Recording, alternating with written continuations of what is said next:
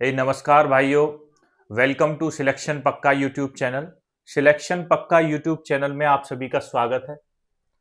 देखिए, आज हमारा स्टैटिक जीके का चौथा दिन है, डे 4 है, और इसमें आज हम यूपी के फ्रीडम मूवमेंट और मॉडर्न हिस्ट्री के जो हमने कल डे 3 में 20 क्वेश्चन किए थे, उससे आगे 20 क्वेश्चन करने वाले हैं। तो 21 से 40 तक ये क्वेश्चन होंगे। बहुत इंपॉर्टेंट क्वेश्चन लेके आज आया हूं आपके लिए, और ये सारे क्वेश्चन वो हैं जो सबसे ज्यादा पूछे गए हैं, मोस्ट आस्क्ड क्वेश्चंस हैं। और देखिए, आज के इस सेशन में मैं आपको जिससे रिलेटेड क्वेश्चन होंगे, उससे जितने भी क्वेश्चन जनरेट होते हैं, वो सारे क्वेश्चन यहाँ पे कराने वाला हूँ। ठीक है, तो बने रहिएगा इस सेशन में। बड़ा ही इंपॉर्टेंट और इंटरेस्टेड सेशन ये होने वाला है। सारे क्वेश्चन इसमें कराए जाएंगे। और देखिए, इसमें कोई भी एग्जाम हो, यूपी पुलिस कांस्टेबल का हो या कोई भी यूपी का एग्जाम हो या सेंट्रल गवर्नमेंट का हो, 3 से 5 क्वेश्चन इसमें से पूछे ही जाते हैं। बड़ा इंपॉर्टेंट ये जो है टॉपिक है, और बहुत इंपॉर्टेंट क्वेश्चन इसमें से आते हैं। चलते हैं क्वेश्चन की तरफ, शुरुआत करते हैं।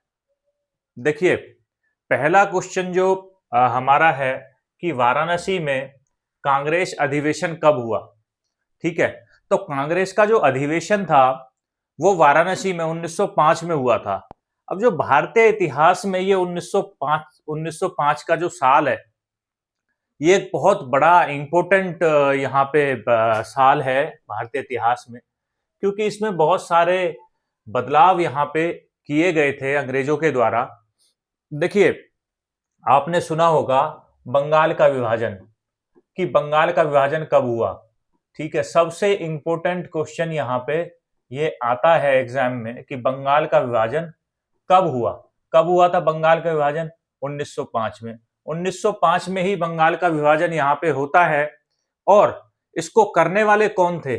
उस टाइम जो वायसराय थे वो थे लॉर्ड कर्जन। कौन थे? लॉर्ड कर्जन भाई साहब। इन्होंने बंगाल का विभाजन किया था। इनका कहना क्या था? देखिए, ये जो लॉर्ड कर्जन थे, ये कहना चाहते थे कि भाई, इनसे जब पूछा गया कि बंगाल का विभाजन आपने क्यों किया 1905 में, तो इन्होंने बोला भाई ये बड़ा राज्य है और इसको संभालना थोड़ा मुश्किल है।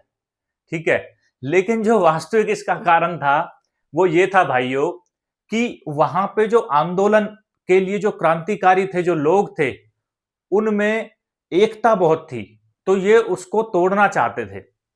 ये चाहते थे बंगाल का विभाजन कर दो और लोगों में आपसी आपसी मतलब भेदभाव पैदा कर दो, जिससे कि हम, और अंग्रेजों का तो जो उद्देश्य यही था कि फूट डालो और शासन करो। तो यहाँ पे उन्होंने एक तरह से फूट डालने का शासन, यहाँ फूट डालने का काम यहाँ पे भी किया था बंगाल का विभाजन करके।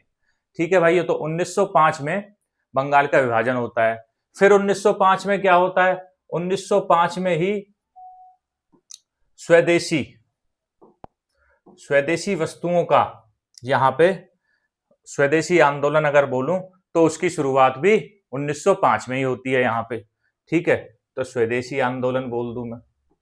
ठीक है, कि भाई स्वदेशी अपनाओ और विदेशियों का बहिष्कार करो। क्या करो? बहिष्कार करो। विदेशियों का बहिष्कार करो और स्वदेशी अपनाओ। ठीक है, तो ये यहाँ पे इनके द्वारा 1905 में इस आंदोलन की शुरुआत की जाती है। ठीक है, तो 1905 का जो साल है बड़ा इंपॉर्टेंट साल है। इन जो 2-4 क्वेश्चन है इनको याद रखना कि 1905 में वाराणसी का कांग्रेस अधिवेशन तो हुआ ही था। ठीक है, उसके बाद बंगाल का विभाजन भी 1905 में हुआ। कराया किसने था? लॉर्ड कर्जन ने कराया था। उस समय के वायसराय थे। तो ये भी पूछ लिया जाता है, बंगाल विभाजन के समय वायसराय कौन थे? लॉर्ड कर्जन थे। और 1905 में ही स्वदेशी आंदोलन या बहिष्कार आंदोलन बोल दूं, इसकी शुरुआत भी 1905 में ही होती है। ठीक है भाइयों, अभी वाराणसी का जो कांग्रेस अधिवेशन था, इसके बारे में हम इससे जुड़े हुए सारे क्वेश्चन यहां पे कर लेते हैं। देखिए, जो इंडियन नेशनल कांग्रेस या भारतीय कांग्रेस की मैं बात करूं, भारतीय राष्ट्रीय कांग्रेस की, 1905 का जो ये अधिवेशन हुआ था, ठीक है, तो ये कौन सा अधिवेशन था? तो 1905 का ये 21वां कांग्रेस का वार्षिक अधिवेशन था। कौन सा अधिवेशन था? 21वां वार्षिक अधिवेशन यहाँ पे ये था।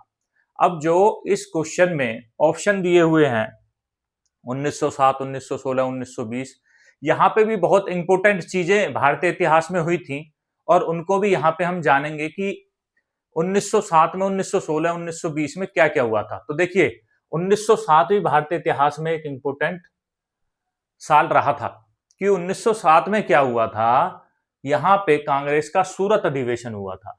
कौन सा अधिवेशन हुआ था? सूरत अधिवेशन। एक क्वेश्चन यहां से बनता है, 1907 में भारतीय राष्ट्रीय कांग्रेस का कौन सा अधिवेशन हुआ? सूरत अधिवेशन हुआ। ठीक है, अब इस सूरत अधिवेशन में हुआ क्या था कि जो कांग्रेस थी वो अपने आप में ही दो दलों में बट गई। अपनी विचारधाराओं को लेके वो दो दलों में बट गई, नरम दल और गरम दल। यहां पे उनकी विचारधाराएं थी, नरम दल वाले जो थे वो थे कि भैया हम तो शांति से अपना चलते रहेंगे, आजादी हमें तो मिल ही जाएगी। ठीक है, उद्देश्य दोनों का यही था कि हाँ भाई आजादी तो लेनी है, लेकिन इनके जो काम करने के तरीके थे, ठीक है, दोनों के अलग अलग थे। इसलिए एक को बोल दिया नरम, शांति से काम करने वाले, एक को बोल दिया गरम दल, मतलब थोड़े से उग्र होके आजादी के लिए लड़ाई लड़ने वाले थे। ठीक है, आजादी के लिए दोनों ही काम कर रहे थे, लेकिन सिर्फ इनके आजादी पाने के जो तरीके थे वो अलग अलग थे। एक का तरीका नरम था, दूसरे का उग्र तरीका था। ठीक है, यहां पे दोनों दो दलों में कांग्रेस बढ़ जाती है।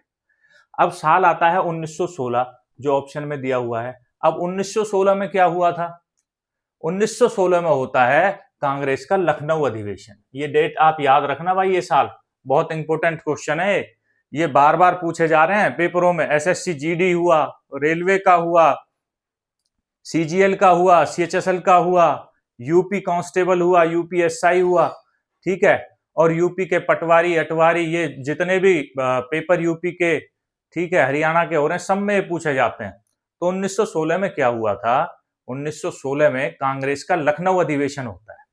ठीक है, और लखनऊ अधिवेशन, कई बार इसको लखनऊ पैक्ट के नाम से भी यहां पे बोल दिया जाता है, तो इससे कंफ्यूज नहीं होना है। क्या बोल देते हैं? लखनऊ पैक्ट। ठीक है, तो लखनऊ पैक्ट या लखनऊ अधिवेशन एक ही है। ठीक है, अब इसमें हुआ क्या था 1916 में, मैं आपको बता देता हूं, यहां पे लिखा नहीं हुआ, कोई दिक्कत नहीं है। अब देखो 1907 में कांग्रेस का जो अधिवेशन हुआ उसमें कांग्रेस दो भागों में बट गई, लेकिन 9 साल बाद, कितने साल बाद? 9 साल ये अलग रहे, और 9 साल बाद 1916 में फिर से एक ही मंच पे आ गए, गरम दल और नरम दल, और आपस में मिल गए। और 1916 का जो लखनऊ अधिवेशन हुआ था, इसमें देखिए Congress, Indian national Congress INC बोल दूं, और ऑल इंडिया मुस्लिम लीग, इन दोनों के बीच में यहाँ पे कुछ बातें हुई और दोनों ने यहाँ पे मंच साझा किया।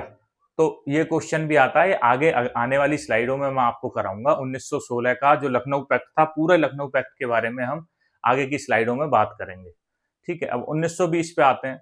तो देखिए 1920 में क्या हुआ था? 1920 में भारतीय राष्ट्रीय कांग्रेस के दो अधिवेशन होते हैं, एक कलकत्ता अधिवेशन होता है और एक वार्षिक अधिवेशन जो है वो नागपुर में यहाँ पे किया जाता है। तो ये तो होगी ऑप्शनों की बात। अब 1905 के कांग्रेस के अधिवेशन पे आ जाते हैं।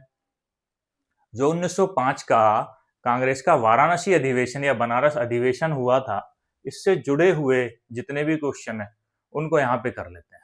पहला क्वेश्चन यहाँ पे जनरेट होता है, भाई एग्जामिनर ये भी पूछ सकता है आपसे कि जो 1905 का वाराणसी अधिवेशन हुआ था उसकी अध्यक्षता किसने की थी, मतलब उसके अध्यक्ष कौन थे? तो उसके अध्यक्ष थे भाई साहब गोपाल कृष्ण गोखले। कौन थे उसके अध्यक्ष? गोपाल कृष्ण गोखले। गोपाल कृष्ण गोखले साहब ने 1905 के वाराणसी अधिवेशन की यहाँ पे अध्यक्षता की थी। ठीक है, अब ये जो अधिवेशन हुआ था इसका मुख्य उद्देश्य क्या था? ठीक है, तो इसका जो मुख्य उद्देश्य था, जो मुख्य मुद्दा इसका था, इसको करने का मुद्दा जो था वो था बंगाल विभाजन का विरोध करना। क्योंकि अभी मैंने आपको बताया था 1905 में लॉर्ड कर्जन ने बंगाल का विभाजन कर दिया, है ना। ठीक है, उन्होंने बोला फूट डालो शासन करो, उसी के विरोध में यहाँ पे उसके बाद 1905 में ही वाराणसी का कांग्रेस अधिवेशन होता है जिसकी अध्यक्षता करते हैं गोपाल कृष्ण गोखले, और किस लिए करते हैं कि बंगाल विभाजन का हम विरोध करते हैं खुले रूप से। ठीक है, अब महत्वपूर्ण प्रस्ताव इसमें जो प्रस्ताव थे वो क्या क्या रखे गए। ठीक है, इसमें प्रस्ताव क्या क्या रखे गए भाई। अब यहाँ पे जो अधिवेशन हुआ उसमें कुछ ना कुछ प्रस्ताव तो रखे गए होंगे। तो इस अधिवेशन में जो अंग्रेजों की सरकार थी उसके खिलाफ स्वदेशी और विदेशी आंदोलन का औपचारिक रूप से समर्थन किया गया था। अब स्वदेशी और बहिष्कार आंदोलन, या तो स्वदेशी आंदोलन बोल दो या बहिष्कार आंदोलन बोल दो। स्वदेशी आंदोलन का मतलब है कि स्वदेशी चीजों को अपनाओ, अपने देशों में बनी हुई चीजों को अपनाओ, और जो विदेश से आने वाली चीजें, ठीक है, जो अंग्रेजों के द्वारा दी गई चीजें हैं उनका बहिष्कार करो। तो अपने आप इन अंग्रेजों की अकल ठिकाने आ जाएगी कि हाँ भाई इनमें तो एकता है, तो ये सारी चीजें फिर आगे चल के हमारे जो आजादी की लड़ाई है उसमें हमारी मदद करेंगी। उसके बाद इसमें स्वराज्य की मांग भी रखी गई भाई साहब वाराणसी अधिवेशन में। देखो कितना इंपॉर्टेंट अधिवेशन है ना। ये सारी चीजें आपको याद रखनी है भाई साहब, ये पेपर में आते हैं क्वेश्चन, इनको नोट डाउन करके रखना है एक नोटबुक में। तो स्वराज्य की जो मांग थी ये गोखले ने पहली बार इस अधिवेशन में ही यहाँ पे रखी गई थी। जो स्वराज्य की अगर हम बात करें, वैसे तो स्वराज्य पार्टी की स्थापना 1 जनवरी 1923 से होती है, और वहीं से स्वराज्य आंदोलन जो चलता है, ठीक है। बट होता क्या है कि गोखले ने पहली बार इस अधिवेशन के मंच से ही स्वशासन सेल्फ गवर्नमेंट की भावना को स्पष्ट किया, जिसे बाद में अधिवेशनों में और मजबूती मिली। फिर धीरे धीरे धीरे धीरे करके ये चलता रहा, और 1 जनवरी 1923 को स्वराज्य पार्टी की स्थापना यहाँ पे कर दी गई कि भाई एक पार्टी बना दी स्वराज्य पार्टी। ठीक है, मतलब हमें अपना शासन चाहिए। क्लियर है यहाँ तक। अब चलते हैं आगे अगले क्वेश्चन पे। हाँ, तो 22वां क्वेश्चन आता है। 22वां इसलिए क्योंकि 20 पहले कल की क्लास में मैंने आपको कराए थे डे 3 में, तो अभी मैंने 21 से कंटिन्यू कर दिए, 21 से 40 तक इसमें क्वेश्चंस हैं। तो लखनऊ समझौता कब हुआ? देखिए अभी मैंने आपको बताया था ऑप्शन में, ठीक है, थर्ड ऑप्शन को यहाँ पे बताया था 1916 में लखनऊ समझौता, लखनऊ पैक्ट होता है। तो वही क्वेश्चन यहाँ पे आ गया कि लखनऊ समझौता कब हुआ, मतलब लखनऊ पैक्ट कब हुआ? 1916 में लखनऊ पैक्ट होता है भाइयों। इस लखनऊ पैक्ट में क्या होता है मैंने अभी आपको बताया था। इसमें दो बहुत बड़े बदलाव यहाँ पे, इंपॉर्टेंट डिसीजन यहाँ पे होते हैं। सबसे पहले तो भारत जो इंडियन नेशनल कांग्रेस थी वो 1907 के सूरत अधिवेशन में जो 2 भागों में बट गई थी, गरम दल और नरम दल, वो दोनों दोबारा से 1916 के लखनऊ समझौते में एक साथ आ जाते हैं। और दूसरा कि ये जो समझौता होता है लखनऊ समझौता, ये होता है कांग्रेस और ऑल इंडिया मुस्लिम लीग के बीच में ये समझौता होता है। अब देखिए लखनऊ समझौते के बारे में जो जो इंपॉर्टेंट चीजें हैं, जो जो क्वेश्चन है, वो सारे यहाँ पे देख लेते हैं। ठीक है, तो आप जब भी नोट करें ना तो इन चीजों को ऐसे ही नोट करें कि लखनऊ पैक्ट 1916 क्या क्या चीजें उसमें हुई थी लखनऊ पैक्ट में। याद करने के लिए भी बड़ा आसान रहेगा, और चीजों को जब आप कनेक्ट करोगे तो कनेक्ट भी आप आसानी से इन चीजों को कर पाओगे। ठीक है, तो देखिए लखनऊ पैक्ट से, लखनऊ समझौते 1916 से जुड़े कुछ महत्वपूर्ण प्रश्न हम यहाँ पे कर लेते हैं। देखिए पहला है कि ये जो समझौता था ये किस किस के बीच होता है? तो मेनली ये इंडियन नेशनल कांग्रेस, जैसे मैंने आपको बताया था, और ऑल इंडिया मुस्लिम लीग, इन दोनों के बीच में ये जो लखनऊ समझौता है ये होता है। ठीक है, क्लियर है। तो ये क्वेश्चन पेपर में आ सकता है कि लखनऊ समझौता किस किस के बीच हुआ। आपको देखते ही उत्तर लगा देना है, भारतीय राष्ट्रीय कांग्रेस और ऑल इंडियन मुस्लिम लीग के बीच में ये समझौता होता है। ठीक है, दूसरा कि भाई जब समझौता हुआ, जब अधिवेशन हुआ, तो इसकी अध्यक्षता किसने की, है ना? तो 1916 के लखनऊ अधिवेशन की जो अध्यक्षता करते हैं वो करते हैं एसी मजूमदार। कौन करते हैं? एसी मजूमदार। इनका जो पूरा नाम था वो था अंबिका चरण मजूमदार। कौन था? अंबिका चरण मजूमदार, नाम याद रखना। इन्होंने इसकी 1916 के लखनऊ अधिवेशन की अध्यक्षता यहाँ पे की थी, और इसी में इनके ही नेतृत्व में भारतीय राष्ट्रीय कांग्रेस और ऑल इंडिया मुस्लिम लीग दोनों में यह समझौता हुआ था। ठीक है, अब ये जो समझौता था, इसमें सबसे अहम भूमिका किसने निभाई थी इस समझौते को संपन्न कराने के लिए? तो देखिए, एक तो बाल गंगाधर तिलक इस तरफ से थे, कांग्रेस की तरफ से, और मोहम्मद अली जिन्ना ये ऑल इंडिया मुस्लिम लीग की तरफ से थे।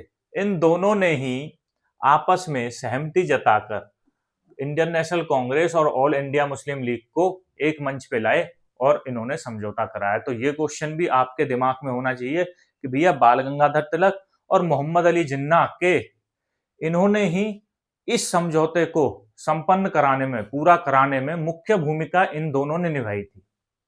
ठीक है, क्लियर है यहाँ पे?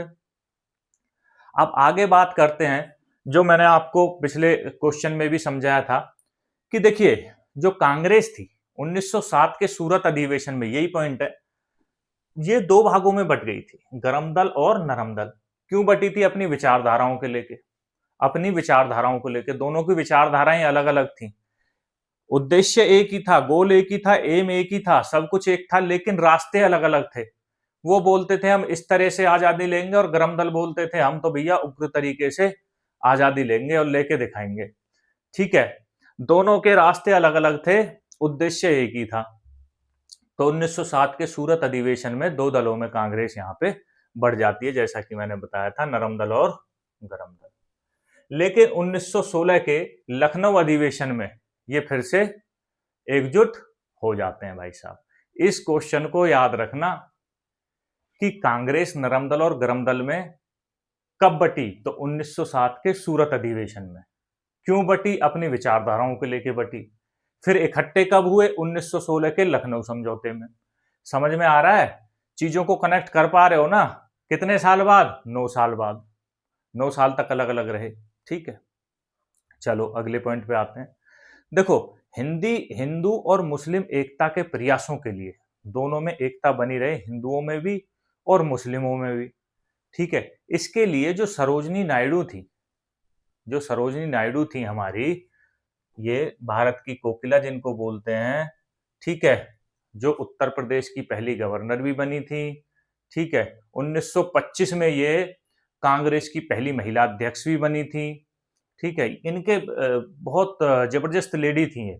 ठीक है, इनके बारे में अलग से मैं पहले वीडियो में बता चुका हूँ, सेकंड डे में पूरा इनके बारे में बता चुका हूँ, आगे भी बताएंगे। तो इनके प्रयासों से, हिंदू मुस्लिम एकता के प्रयासों के लिए सरोजनी नायडू ने मोहम्मद अली जिन्ना को, किसको? मोहम्मद अली जिन्ना को हिंदू मुस्लिम एकता का राजदूत कहा है। क्या कहा है भाइयों? हिंदू मुस्लिम एकता का राजदूत, मतलब ambassador of Hindu Muslim unity. क्योंकि मुस्लिमों को, ठीक है, मुस्लिमों को लीड जो कर रहे थे उस टाइम पे मोहम्मद अली जिन्ना कर रहे थे। ठीक है, तो जिन्ना ने जो रुख अपनाया था उस टाइम पे हिंदू और मुस्लिमों में एकता लाने का, उसको देखते हुए सरोजनी नायडू ने बोला था मोहम्मद अली जिन्ना को कि भाई ये हिंदू मुस्लिम एकता का राजदूत है। ठीक है, ये दोनों एकताओं का क्या है? राजदूत है, ambassador of Hindu Muslim unity है। क्लियर है यहां तक? दूसरा, नेक्स्ट चलते हैं कि ये जो समझौता हुआ था 1916 का, लखनऊ समझौता जो हुआ था, इस समझौते में भारत के वायसराय कौन थे उस टाइम पे 1916 में? तो लास्ट है लॉर्ड चेम्सफोर्ड, जो थे उस समय भारत के वायसराय थे।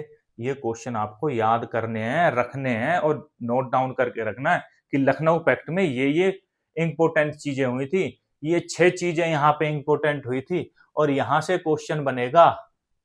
समझ में आ रहा है आप लोगों को? ठीक है, और ये वायसराय वाले क्वेश्चन तो पूछे ही जाते हैं जीडी कांस्टेबल के पेपर में, उत्तर प्रदेश कांस्टेबल के पेपर में, हरियाणा कांस्टेबल के पेपर में, ग्रुप सी की जितने भी एग्जाम होते हैं ऐसे क्वेश्चन तो आते हैं। भारत के वायसराय, लखनऊ पैक्ट के समय भारत के वायसराय कौन थे? कौन थे? लॉर्ड चेम्सफोर्ड थे। ठीक है भाइयों, समझ में आ रहा है सभी को? तो ये आपका लखनऊ समझौता हो जाता है। नेक्स्ट क्वेश्चन पे चलते हैं कि लखनऊ समझौता किन किन के बीच में हुआ। लखनऊ समझौता जो है वो किस किस के बीच में हुआ था, तो अभी मैं बता चुका हूं गला फाड़ फाड़ के।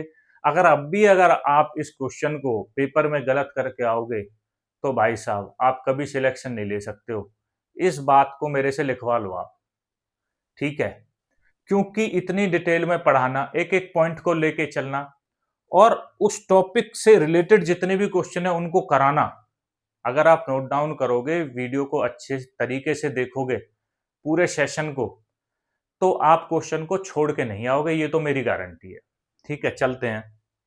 तो लखनऊ समझौते के बारे में भी बात हुई थी, कांग्रेस और मुस्लिम लीग के बीच में ये समझौता यहाँ पे होता है। कब होता है? 1916 में होता है। भारत के वायसराय कौन थे? लॉर्ड चेम्सफोर्ड थे।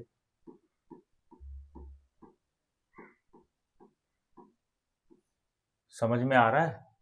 और कब क्या हुआ था लखनऊ समझौते में? क्या हुआ था भाइयों? कांग्रेस के गरम दल और नरम दल दोनों एक होके एक मंच पे आ गए थे 9 साल बाद। 1907 के सूरत अधिवेशन में जो अलग अलग हुए थे अपनी विचारधाराओं के लेके, 1916 में एक मंच पर आ गए। ठीक है, नेक्स्ट क्वेश्चन पे चलते हैं। क्वेश्चन नंबर 24, इलाहाबाद उच्च न्यायालय की स्थापना कब हुई? भाई साहब क्लास 2 में करा चुका हूं, ढंग से करा चुका हूं। इलाहाबाद हाई कोर्ट से रिलेटेड जितने भी क्वेश्चन है, स्थापना कब हुई, कहां हुई, ठीक है, नाम बदलकर कब इसका इलाहाबाद हाई कोर्ट रखा गया, ठीक है, कितने इसमें जज हैं, सारी चीजों के बारे में हमने अच्छे से चर्चा की थी। फिर भी इस वीडियो में हम इस क्लास में फिर भी अच्छे से अभी दोबारा से यहाँ पे कर लेंगे। तो इलाहाबाद उच्च न्यायालय की जो स्थापना थी वो 1866 में हुई थी। कब हुई थी? 1866 में हुई थी। लेकिन भाइयों उस टाइम पे इसकी जो स्थापना थी वो इलाहाबाद में ना होके कहाँ पे हुई थी? आगरा में हुई थी। कहाँ हुई थी? आगरा में। इस चीज को आपको याद रखना है। क्या करना है? याद रखना है इस चीज को। ठीक है, अब इलाहाबाद हाई कोर्ट के बारे में सारे क्वेश्चनों को कर लेते हैं, घबराने की कोई जरूरत नहीं है। हमने स्टडी मटेरियल इस तरीके से आपके लिए डिजाइन किया है कि किसी भी टॉपिक से कहीं से भी क्वेश्चन अगर आएगा ना तो वो छूटेगा नहीं भाई साहब। ठीक है, तो अब देखिए इलाहाबाद हाई कोर्ट पे आ गए हम, इसके बारे में पूरे क्वेश्चन जो है वो कर लेंगे। देखिए इलाहाबाद उच्च न्यायालय की स्थापना जो होती है वो 17 मार्च 1866 को होती है। कब होती है? 17 मार्च 1866 को यहाँ पे इलाहाबाद हाई कोर्ट की स्थापना होती है। लेकिन भाइयों एक चीज ध्यान रखना कि उस समय इसका नाम इलाहाबाद हाई कोर्ट नहीं था। 17 मार्च 1866 को जब इसकी स्थापना होती है तब इसका नाम जो था वो था उत्तर पश्चिमी प्रांतों के लिए उच्च न्यायालय। क्या नाम था? उत्तर पश्चिमी प्रांतों के लिए उच्च न्यायालय। इस नाम से इसकी स्थापना होती है 17 मार्च 1866 को। कहां पे होती है? आगरा में होती है, जो मैंने अभी आपको बताया था। ठीक है, तो इलाहाबाद हाई कोर्ट की स्थापना उत्तर पश्चिमी प्रांतों के लिए उच्च न्यायालय के रूप में आगरा में होती है। कब होती है? 17 मार्च 1866 को होती है। क्लियर है? अब 1866 को इसकी स्थापना हो गई आगरा में। इसके 3 साल बाद, कब भाइयों? इसके 3 साल बाद, अब 66 में जब स्थापना होती है तो 3 साल कब हो जाएंगे? इसमें 3 साल ऐड करोगे 1869 में। अब 1869 में क्या होता है? इसका स्थानांतरण होता है। क्या होता है? स्थानांतरण। स्थानांतरण का मतलब क्या होता है? एक जगह से दूसरी जगह इसको शिफ्ट कर दिया जाता है। ठीक है, तो जब इसकी स्थापना आगरा में हुई थी 3 साल तक ये वहीं पे रहा। 3 साल बाद इसको आगरा से इलाहाबाद यहां पे शिफ्ट कर दिया गया, जिसका नाम अब प्रयागराज है, सभी को पता है। ठीक है, तो 1869 में इसको आगरा से इलाहाबाद में शिफ्ट कर दिया गया।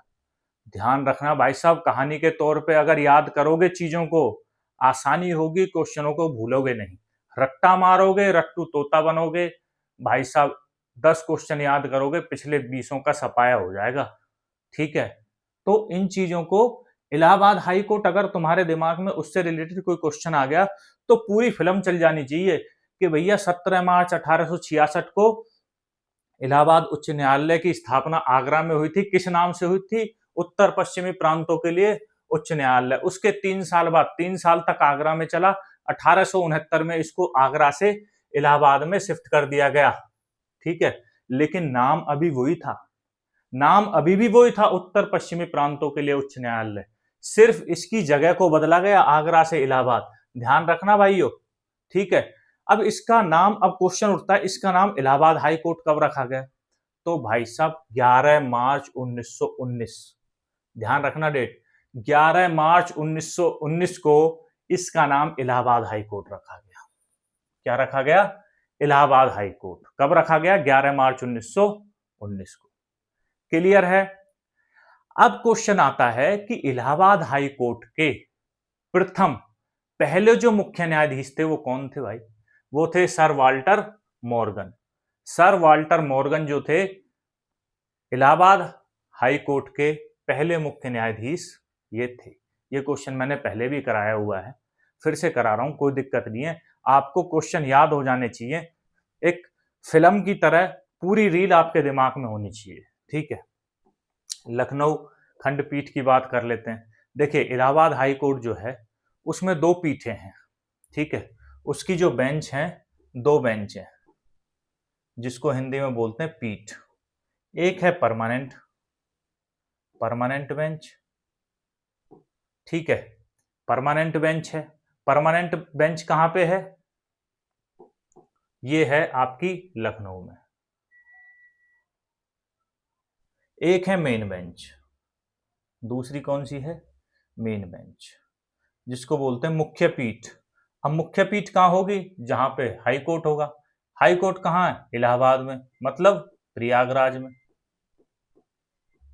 तो इसकी जो मुख्य पीठ है वो प्रयागराज में है, और जो परमानेंट पीठ है, स्थायी पीठ, वो लखनऊ में है। लेकिन जो ये स्थायी पीठ थी, इसको 25 फरवरी 1948 को अवध चीफ कोर्ट का इलाहाबाद उच्च न्यायालय में विलय होने के बाद इसकी एक परमानेंट बेंच जो है वो लखनऊ में स्थापित की गई थी।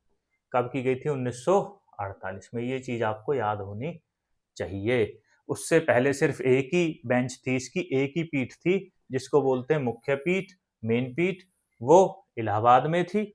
लेकिन 25 फरवरी 1948 को अवध चीफ कोर्ट का इलाहाबाद हाई कोर्ट में विलय हुआ, और उसके बाद वहां पे एक परमानेंट बेंच लखनऊ में इसकी बिठा दी गई। ठीक है भाई साहब, इसकी विशालता की बात करें, इलाहाबाद हाई कोर्ट के विशालता की बात करें, तो इसमें जो जजों की स्वीकृत संख्या है, ठीक है, जो लिमिट है, वो 160 है भाइयों, जो भारत में किसी भी उच्च न्यायालय में सबसे ज्यादा है। ठीक है, कितने जजों को यहां तक स्वीकृति इसमें दी गई है? इलाहाबाद हाई कोर्ट में कितने जज हो सकते हैं? 160 जज। कितने जज? 160 जज। ठीक है, तो इलाहाबाद हाई कोर्ट के बारे में जो जानकारी थी वो यही थी। तो ये सबसे बड़ी संख्या है किसी भी भारत के हाई कोर्ट में। नेक्स्ट क्वेश्चन पे चलते हैं। इलाहाबाद उच्च न्यायालय कहाँ स्थित है? अब इलाहाबाद उच्च न्यायालय तो इलाहाबाद में स्थित होगा, और इलाहाबाद का नाम योगी जी ने बदल के क्या कर दिया? प्रयागराज कर दिया। तो उत्तर क्या हो जाएगा? प्रयागराज। क्लियर है? इलाहाबाद हाई कोर्ट से अगर क्वेश्चन आए पेपर में तो आप छोड़ोगे नहीं। अब क्लियर है भाई साहब? चलते हैं नेक्स्ट क्वेश्चन पे। क्वेश्चन नंबर 26, स्वराज्य पार्टी की स्थापना किसने की? भाई साहब, स्वराज्य पार्टी की स्थापना किसने की? तो स्वराज्य पार्टी की स्थापना मोतीलाल नेहरू जी ने की थी। किसने की थी? मोतीलाल नेहरू जी ने की थी। अब हम पूरा स्वराज्य पार्टी के बारे में जो जो इंपॉर्टेंट क्वेश्चन है उनको सबको यहाँ पे करने वाले हैं। ठीक है, स्वराज्य पार्टी से रिलेटेड जो भी क्वेश्चन है, इसके जो है वो हम यहाँ पे करने वाले हैं क्वेश्चनों को, क्योंकि इसमें स्वराज, देखिए ये जो ऑप्शन है इसमें चित्तरंजन दास कहीं नहीं है, इसलिए हमने क्या किया है? मोतीलाल नेहरू। अगर चित्तरंजन दास होते तो ऑप्शन आता चित्तरंजन दास, क्योंकि जो स्वराज्य पार्टी बनी थी ये चित्तरंजन दास और मोतीलाल नेहरू दोनों ने बनाई थी। ठीक है, तो कहीं पे आपको मोतीलाल नेहरू मिलेगा, कहीं पे चित्तरंजन दास मिलेगा, तो जहां पे जो दिख जाए उसको कर देना। और हो सकता है कहीं पे दोनों भी दिख जाएं। ठीक है, तो वहां पे ऑप्शन होगा ए और बी दोनों, तो वहां पे ए और बी दोनों को यहां पे आप ऑप्शन में सिलेक्ट कर लेना। ठीक है भाइयों, अब स्वराज्य पार्टी के स्थापना के बारे में पूरे क्वेश्चंस जो हैं वो यहां पे हम कर लेते हैं। देखिए, अब हेडिंग डाल लेना भाई, जो भी नोटबुक में नोट कर रहे हैं मेरे छोटे भाई। स्वराज्य पार्टी की स्थापना, स्वराज्य पार्टी हेडिंग डाल लेना, और उसके बारे में हम करेंगे सारे क्वेश्चनों को यहाँ पे। ठीक है, देखिए स्वराज्य पार्टी की जो स्थापना है वो 1 जनवरी 1923 को हुई थी। ये मैं आपको बता चुका हूं पहले भी, है ना। अभी पीछे स्वराज्य की जो मांग उठी थी 1905 में, ठीक है, वो धीरे धीरे जाके 1 जनवरी 1923 को एक स्वराज्य पार्टी का ही निर्माण यहाँ पे कर देती है, उसकी स्थापना करा देती है। ठीक है, तो स्वराज्य पार्टी की जो स्थापना 1 जनवरी 1923 को होती है, और होती कहाँ पे? इलाहाबाद में। कहाँ पे होती है? इलाहाबाद में। ठीक है, जिसको अब क्या बोलते हैं? प्रयागराज बोलते हैं, यहाँ पे होती है। तो आपको दो ही चीजें याद रखनी है, कब होती है, दो चीजें नहीं 3 चीजें होती हैं। कब हुई थी स्थापना, कहाँ हुई थी, किसने की थी। ये पहले किसी भी चीज को अगर आप पढ़ते हो तो सबसे पहले उसके बारे में 3 चीजों को पढ़ना जरूरी है। कब हुआ था, कहाँ हुआ था, किसने किया था, और क्यों किया था। इन चीजों के बारे में आप जानकारी जब अगर ले लोगे ना, तो आप उसको बहुत अच्छे से याद कर सकते हो, भूल नहीं सकते हो। कब, कहां, किसने और क्यों, समझ में आ रहा है। अब चलते हैं आगे, देखते हैं कि इसकी स्थापना 1 जनवरी 1923 को हुई थी। कहां पे हुई थी? इलाहाबाद में, जिसको अब प्रयागराज बोलते हैं। इसके मुख्य संस्थापक, जैसे मैंने अभी क्वेश्चन में आपको बताया था, चित्तरंजन दास नहीं थे तो मोतीलाल नेहरू को हमने वहां पे टिक किया था। लेकिन हो सकता है किसी क्वेश्चन में, किसी ऑप्शन में चित्तरंजन दास हो, तो चित्तरंजन दास को करके आना भाई साहब, क्योंकि इसके जो प्रमुख संस्थापक थे, दो थे, चित्तरंजन दास, सी आर दास भी लिखा आता है कई जगह, और मोतीलाल नेहरू। मोतीलाल नेहरू कौन थे? जवाहरलाल नेहरू के पिताजी। ठीक है, तो जवाहरलाल नेहरू के पिताजी मोतीलाल नेहरू और चित्तरंजन दास, सी आर दास कहीं कहीं लिखा मिलेगा, इन दोनों ने मिलकर स्वराज्य पार्टी की स्थापना की कि हमें स्वराज्य चाहिए, हमें अपना राज्य चाहिए भाई साहब, बहुत हो गई अंग्रेजों की गुलामी, अब हम अपना राज्य स्थापित करके दिखाएंगे। और इन्होंने स्वराज्य पार्टी की स्थापना यहां पे कर दी। ठीक है, अब इसका जो नेतृत्व था, ठीक है, नेतृत्व करने वाले भी यही दोनों होंगे।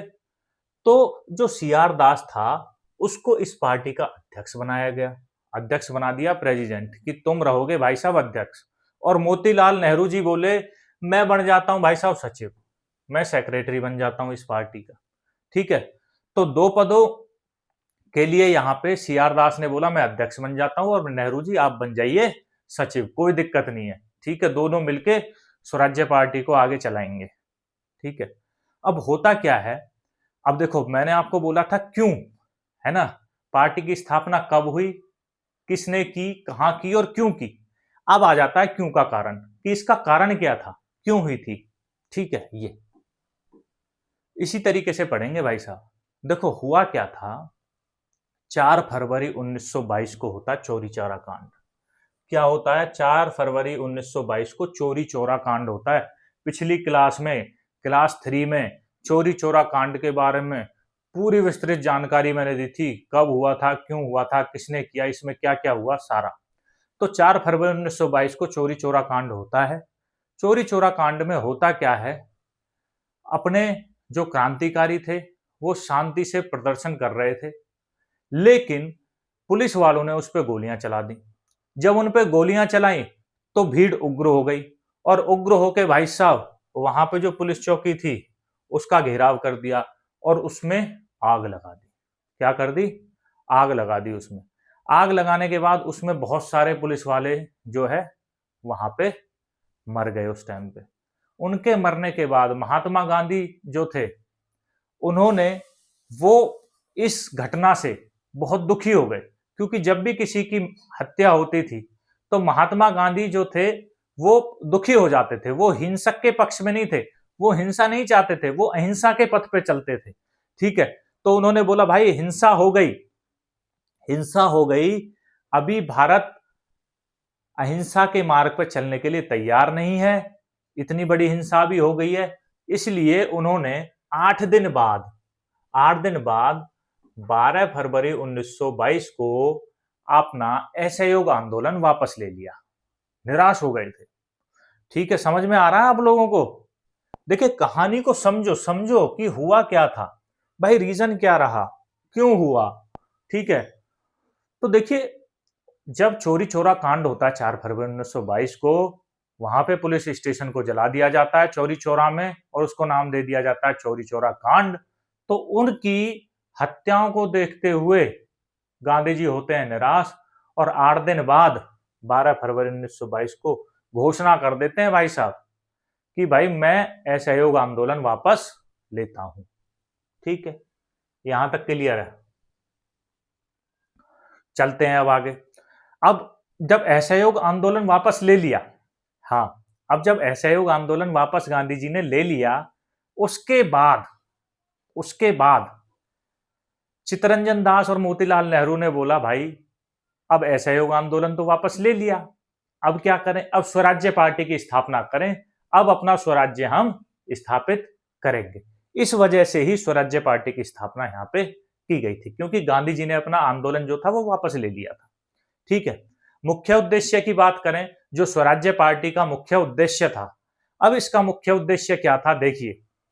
ठीक है, इसका मुख्य उद्देश्य था भाइयों कि भाई जो भी चुनाव होंगे, जो भी अब मुख्य चुनाव होंगे, उनके माध्यम से हम विधान परिषदों में चुनाव जीत के विधान परिषदों में प्रवेश करें, और जो अंग्रेजों की सरकार है उनकी नीतियों में बाधा पहुंचाएं और अपना राज्य स्थापित करें।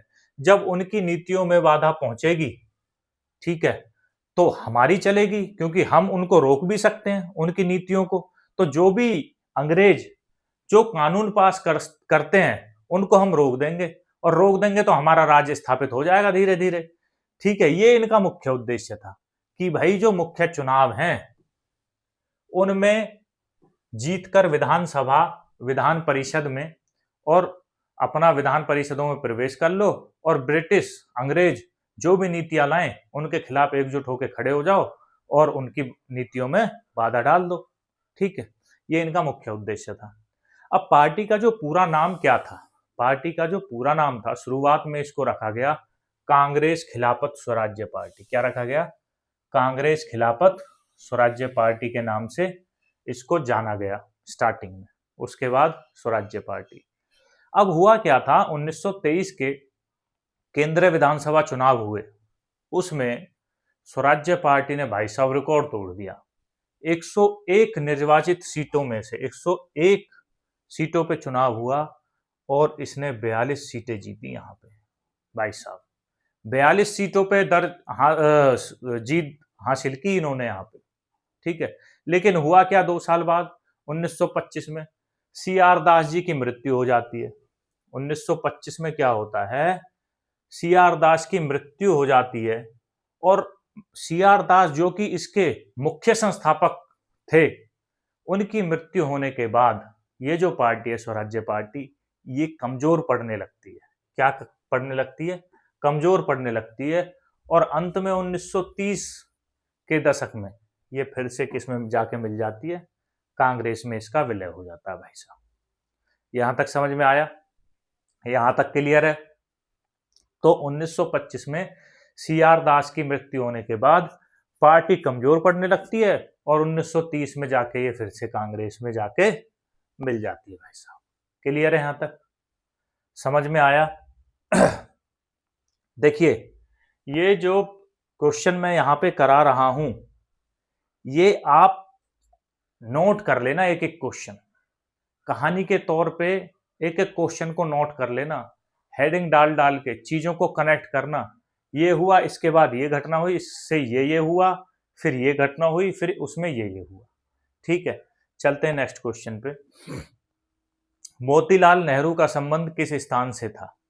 देखिए, मोतीलाल नेहरू जो थे, उनका उनका जो संबंध था वो था इलाहाबाद से, लेकिन अब इसको क्या बोलते हैं?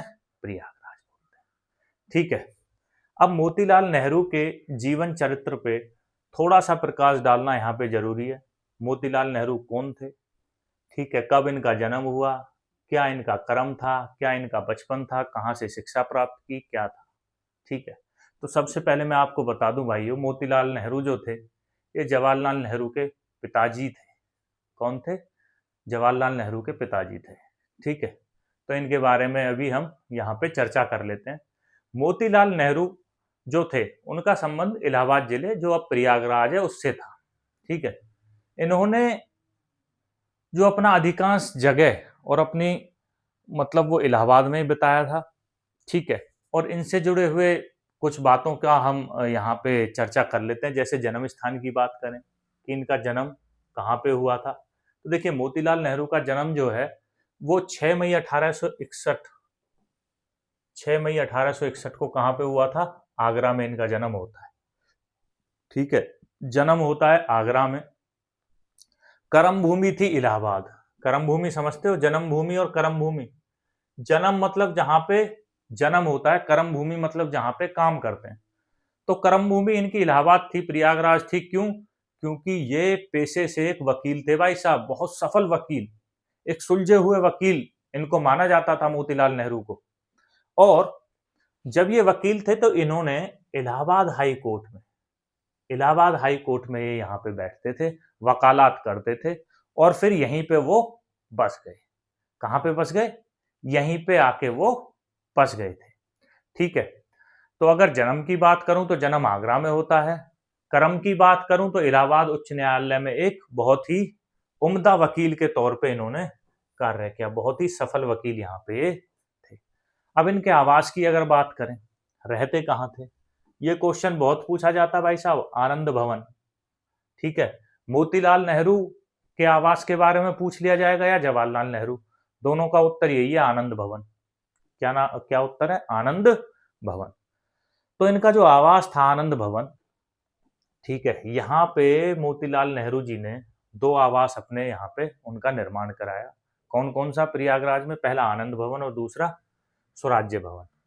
ठीक है, जैसे कि अभी हमने बात की है कि स्वराज्य पार्टी की स्थापना चित्तरंजन दास और मोतीलाल नेहरू ने की, और उसी की तर्ज पे इन्होंने फिर क्या बना दिया? स्वराज्य भवन। ठीक है, अपना राज्य होगा, उसका निर्माण करवाया। और ये दोनों ही भारतीय इतिहास में स्वतंत्रता संग्राम के लिए प्रमुख केंद्र बने, दोनों ही, आनंद भवन भी और स्वराज्य भवन भी। क्लियर है? अगर इनके हम बचपन की बात करें मोतीलाल नेहरू के, तो इनका जो बचपन था वो कहाँ पे बीता था? राजस्थान के खेतड़ी में इनका बचपन यहाँ पे बीता भाई साहब। ठीक है, क्योंकि वहां पे जो इनके बड़े भाई थे नंदलाल नेहरू, वो दीवान थे। कौन थे वो? दीवान थे इनके बड़े भाई नंदलाल नेहरू जी, वहां पे दीवान थे, और वहीं पे इनका जो बचपन था वो वहां पे बीता था उनके पास। शिक्षा की बात कर लें तो मोतीलाल नेहरू जी ने अपनी प्रारंभिक शिक्षा जो थी वो कानपुर से प्राप्त की। कहाँ से प्राप्त की? कानपुर से प्राप्त की। और उच्च शिक्षा के लिए फिर वो वहां पे इलाहाबाद चले गए। तभी बोला जाता है कि भैया इनका संबंध जो है वो मुख्य रूप से इलाहाबाद से ज्यादा है। ठीक है, क्योंकि वहीं से उच्च शिक्षा प्राप्त की और वहीं पे हाई कोर्ट में एक बहुत बढ़िया वकील के तौर पे इन्होंने काम किया। ठीक है, तो इलाहाबाद के म्यूर सेंट्रल कॉलेज से इन्होंने उच्च शिक्षा यहाँ पे प्राप्त की। इनकी 6 फरवरी 1931 को लखनऊ में इनका देहांत हो जाता है, निधन हो जाता है मोतीलाल नेहरू का, 6 फरवरी 1931 को। तो ये सारे पॉइंट्स मोतीलाल नेहरू से रिलेटेड हैं, इनसे कोई भी क्वेश्चन पूछा जा सकता है। किसी भी क्वेश्चन को भाई साहब छोड़ के आना मत। मेरी आपसे गुजारिश है, इस थोड़े पेपर को, जो यूपी पुलिस कांस्टेबल का पेपर है, थोड़ा सीरियस ले लो भाई साहब। अगर सिलेक्शन लेना है तो दुनिया भर की भीड़ है, 28.85 लाख लोगों ने फार्म भरा भाई साहब। ठीक है, तो आप देख लो कंपटीशन कितना है, करीब 85 से 90 बंदे एक सीट पे लड़ाई कर रहे हैं। ठीक है, तो सोच लो उन 90 बंदों में, हर 90 बंदों में आपको आगे आना, जब जाके आप सिलेक्शन ले पाओगे यहाँ पे। और सिलेक्शन ऐसे नहीं ले पाओगे, थोड़ा मेहनत करना पड़ेगा, चीजों को एक दूसरे से कनेक्ट करना पड़ेगा। ठीक है, तब जाके आप यहाँ पे सिलेक्शन ले सकते हो। नेक्स्ट क्वेश्चन पे आ जाते हैं कि कांग्रेस का 1916 का अधिवेशन कहां हुआ। भाई कितनी बार इस क्वेश्चन को करा चुका हूं, इसी में बार बार करा रहा हूं। लखनऊ में होता है, जिसको बोलते हैं लखनऊ पैक्ट। कहां पे होता है? लखनऊ में, जिसको बोलते हैं लखनऊ पैक्ट। 1916 का लखनऊ पैक्ट बहुत इंपॉर्टेंट है। नरम दल गरम दल आके मिल जाते हैं, जो 1907 के सूरत अधिवेशन में अलग अलग हुए थे अपनी विचारधाराओं को लेके। 1916 में ही इंडियन नेशनल कांग्रेस और ऑल इंडिया मुस्लिम लीग के बीच में यहाँ पे ये समझौता होता है। इन चीजों को याद रख लेना। ठीक है, हाँ, अब आ जाते हैं 1916 के लखनऊ अधिवेशन पे। देखिए, मैंने आपको बताया था लखनऊ अधिवेशन के बारे में, पूरी एक एक चीज को यहाँ पे हम करेंगे। तो देखिए, भारतीय राष्ट्रीय कांग्रेस का 1916 का अधिवेशन होता है लखनऊ में। कहाँ पे होता है भाई साहब? लखनऊ में होता है। और इसे लखनऊ अधिवेशन या लखनऊ पैक्ट के नाम से भी यहाँ पे जाना जाता है। कई जगह इसको लखनऊ पैक्ट यहाँ पे आपको लिखा मिलेगा, घबराना नहीं है। लखनऊ पैक्ट बोल दो या लखनऊ अधिवेशन बोल दो, दोनों एक ही है। क्लियर है भाइयों? अब इसकी अध्यक्षता कौन करता है? इसकी अध्यक्षता करते हैं एसी मजूमदार। कौन करते हैं? एसी मजूमदार, जिनका पूरा नाम था अंबिका चरण मजूमदार। ये इसकी अध्यक्षता करते हैं लखनऊ अधिवेशन की। ठीक है, अब ये जो लखनऊ समझौता होता है, इसमें होता क्या है? इसमें कांग्रेस और अखिल भारतीय मुस्लिम लीग, ऑल इंडिया मुस्लिम लीग, इनके बीच में एक ऐतिहासिक समझौते के लिए ये प्रसिद्ध है। दोनों के बीच में समझौता हुआ था, जिसमें दोनों दलों ने ब्रिटिश सरकार के खिलाफ साझा राजनीतिक मंच तैयार किया। दोनों एक ही मंच पे आ गए और बोले भाई अंग्रेजों को उखाड़ फेंकेंगे अब। ठीक है, दोनों मिलेंगे, लेकिन अंग्रेजों को इनको सबक सिखा देंगे। इसलिए 1916 में दोनों ही, कांग्रेस प्लस ऑल इंडिया मुस्लिम लीग, दोनों एक मंच पे आ गए, राजनीतिक मंच पे। ठीक है, अब देखिए थोड़ा सा पीछे जाता हूं मैं, यहां से 9 साल पीछे। वो जाना जरूरी है, बार बार यही चीजें बता रहा हूं, इसलिए बता रहा हूं कि बहुत बार पूछा जाता है।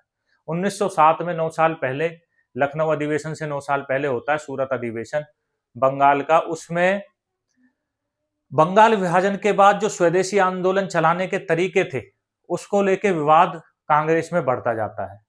और वो इतना बढ़ता है कि सूरत अधिवेशन जो 1907 में हुआ था, उसमें कांग्रेस के गरम दल और नरम दल, दो दलों में बढ़ जाते हैं। क्यों बढ़ते हैं? अपनी विचारधाराओं को लेकर। ठीक है, उसके बाद जो 1916 में 9 साल बाद लखनऊ समझौता होता है, ठीक है, उसमें दो आदमियों ने अहम भूमिका निभाई थी, एनी बेसेंट और तिलक। एनी बेसेंट और बाल गंगाधर तिलक, इन दोनों के प्रयासों से 9 साल बाद ये दोनों दल, कितने साल बाद? 9 साल बाद ये दोनों दल एक ही मंच पर फिर एक हो गए थे। ठीक है, क्लियर है? तो ये भी ध्यान रखना है, एनी बेसेंट और बाल गंगाधर तिलक, इन दोनों ने बहुत महत्वपूर्ण भूमिका निभाई थी। अब नरम दल और गरम दल का जो पुनर्मिलन था, ये 1907 के सूरत विदेश विभाजित हुए थे कांग्रेस के दोनों गुट, नरमपंथी और गरमपंथी, 9 साल बाद इसी अधिवेशन में एक हो गए। ठीक है, अब बात कर लेते हैं, जो क्वेश्चन आता है कि भाई नरम दल और गरम दल, इन दोनों में थे कौन कौन? तो नरम दल वाले जो थे, वो थे भाई साहब आपके दादा भाई नौरोजी जी, गोपाल कृष्ण गोखले जी, फिरोज शाह मेहता जी, सुरेंद्र नाथ बनर्जी और मदन मोहन मालवीय। ये जो थे, ये नरम दल को सपोर्ट करते थे और बोलते थे भैया हमारी जो विचारधारा है वो गरम दल से नहीं मिलती हैं। ठीक है, आजादी तो लेंगे लेकिन दूसरे तरीके से लेंगे। वहीं गरम दल वाले बोलते थे भाई साहब उग्र तरीके से लेंगे और लाठी के दम पे लेंगे आजादी। ठीक है, तो गरम दल में कौन थे? लाल बाल पाल। कौन थे? लाल बाल पाल। लाल का मतलब लाला लाजपत राय, लाल का मतलब लाला लाजपत राय, बाल का मतलब बाल गंगाधर तिलक, और पाल का मतलब विपिन चंद्र पाल। ये 3 गर्म दल के मुख्य नेता थे। तो गर्म दल के मुख्य नेता कौन थे? लाल बाल पाल, लाला लाजपत राय, बाल गंगाधर तिलक और विपिन चंद्र पाल। ये तीनों जो थे गर्म दल के बहुत ही मुख्य लीडर थे। अब गांधी जी की उपस्थिति की बात करें तो यह पहला कांग्रेस का अधिवेशन था। क्या था ये? कांग्रेस का पहला अधिवेशन था, जो लखनऊ अधिवेशन था, जिसमें महात्मा गांधी ने दक्षिण अफ्रीका से भारत जब लौटे तो इन्होंने भाग लिया। कहां से लौटे? दक्षिण अफ्रीका से। ये क्वेश्चन पूछा गया भाई साहब एग्जाम में। ठीक है, थोड़ा एडवांस है बट आपको याद रखना है कि दक्षिण अफ्रीका से लौटने के बाद गांधी जी ने पहला वो कांग्रेस अधिवेशन था जिसमें महात्मा गांधी ने भाग लिया दक्षिण अफ्रीका से लौटने के बाद, वो था 1916 का लखनऊ अधिवेशन। क्या था? लखनऊ अधिवेशन या लखनऊ पैक्ट बोल दूं, लखनऊ अधिवेशन या लखनऊ पैक्ट। क्लियर है यहां तक? ठीक है भाइयों, नेक्स्ट चलते हैं। क्वेश्चन आता है राम मनोहर लोहिया का संबंध किस राज्य से था? तो राम मनोहर लोहिया जो थे उत्तर प्रदेश से इनका संबंध था और इनके बारे में कुछ जानकारी हासिल करते हैं। राम मनोहर लोहिया जो थे वो पेशे से अगर बात करें तो उनका पूरा नाम जो था वो डॉक्टर राम मनोहर लोहिया था। बहुत इंपॉर्टेंट यहाँ पे अपने इन्होंने कार्य किए हैं, उनके बारे में यहाँ पे जानकारी ले लेते हैं। डॉक्टर राम मनोहर लोहिया का जो संबंध था वो किससे था? उत्तर प्रदेश से था। किससे था? उत्तर प्रदेश राज्य से था। जन्म स्थान की बात करूं तो ये अकबरपुर में पैदा हुए, जिसको वर्तमान में अब क्या बोलते हैं? अम्बेडकर नगर। क्या बोलते हैं? अम्बेडकर नगर। कब हुआ जन्म? 23 मार्च 1910 को डॉक्टर राम मनोहर लोहिया का यहाँ पे जन्म होता है। ठीक है, तो इनकी अगर कर्मभूमि की बात करें तो इन्होंने अधिकांश अपना राजनीति जो सक्रियता थी वो उत्तर प्रदेश और दिल्ली पर ही केंद्रित रखी थी। उत्तर प्रदेश और दिल्ली, यहां तक इनकी जो राजनीतिक सक्रियता थी वो इन दोनों राज्यों पे इसने केंद्रित रखी इन्होंने। और ये जो थे ये सबसे बड़े नेता थे किसके? सोशलिस्ट मूवमेंट के, समाजवादी आंदोलन के सबसे बड़े नेता के रूप में ये उभरे थे। कौन? डॉक्टर राम मनोहर लोहिया। तो ये क्वेश्चन आपसे पूछा जा सकता है कि समाजवादी आंदोलन के सबसे बड़े नेता के रूप में कौन उभरे थे? डॉक्टर राम मनोहर लोहिया जी उभरे थे। ठीक है, और उन्होंने संयुक्त सोशलिस्ट पार्टी की भी का नेतृत्व भी इन्होंने किया था। क्लियर है? शिक्षा की अगर बात करें तो उनकी जो प्रारंभिक शिक्षा थी वो उत्तर प्रदेश और मुंबई में हुई थी, जबकि उच्च शिक्षा इन्होंने जर्मनी बर्लिन से यहाँ पे प्राप्त की थी भाई साहब। ठीक है, बर्लिन गए थे भाई साहब ये पढ़ने के लिए। कहाँ गए थे राम मनोहर लोहिया जी? बर्लिन, जर्मनी में। और निधन की बात करें तो 12 अक्टूबर 1967 को इनका नई दिल्ली में निधन हो जाता है। ये जानकारी थी डॉक्टर राम मनोहर लोहिया से रिलेटेड। क्वेश्चन पूछे जा सकते हैं। ठीक है, क्वेश्चन कहीं से भी आ सकते हैं। किसी भी क्वेश्चन को हल्का ना समझें कि भैया ये हल्का है। अगर आप पढ़ोगे नहीं पेपर में वही क्वेश्चन टपक जाएगा, फिर आप बोलोगे ये तो मैंने पढ़ा ही नहीं हल्का समझ के, और उसको गलत करके आ जाओगे। कोई क्वेश्चन हल्का, कोई क्वेश्चन मुश्किल नहीं होता। जो आप पढ़ लेते हो वो आसान, जो नहीं पढ़ते हो वो मुश्किल हो जाता है। ठीक है, बलिया आंदोलन कब हुआ? बलिया आंदोलन की बात करते हैं तो बलिया आंदोलन जो था ना वो 1942 में हुआ था। कब हुआ था? 1942 में। देखिए 1942 में भारत छोड़ो आंदोलन गांधी जी ने एक तरफ चलाया हुआ था, तभी बलिया आंदोलन भी यहाँ पे स्टार्ट हुआ था। ठीक है, बलिया आंदोलन के बारे में पूरी जानकारी यहाँ पे हासिल करेंगे। ठीक है, नेक्स्ट क्वेश्चन है बलिया को किस अन्य नाम से जाना जाता था? तो भाई साहब बलिया जो थी, बलिया को जाना जाता था बागी बलिया। किसके नाम से? बागी बलिया के नाम से जाना जाता था, जाना जाता है या जाना जाता था। क्यों? उसके पीछे कारण है, चलिए आगे पढ़ लेते हैं क्या कारण है भाई साहब। बलिया आंदोलन 1942 से जुड़े कुछ महत्वपूर्ण प्रश्नों के बारे में यहाँ पे चर्चा हम कर लेते हैं। सबसे पहले करते हैं कि जो बलिया आंदोलन था इसका नेतृत्व किसने किया था?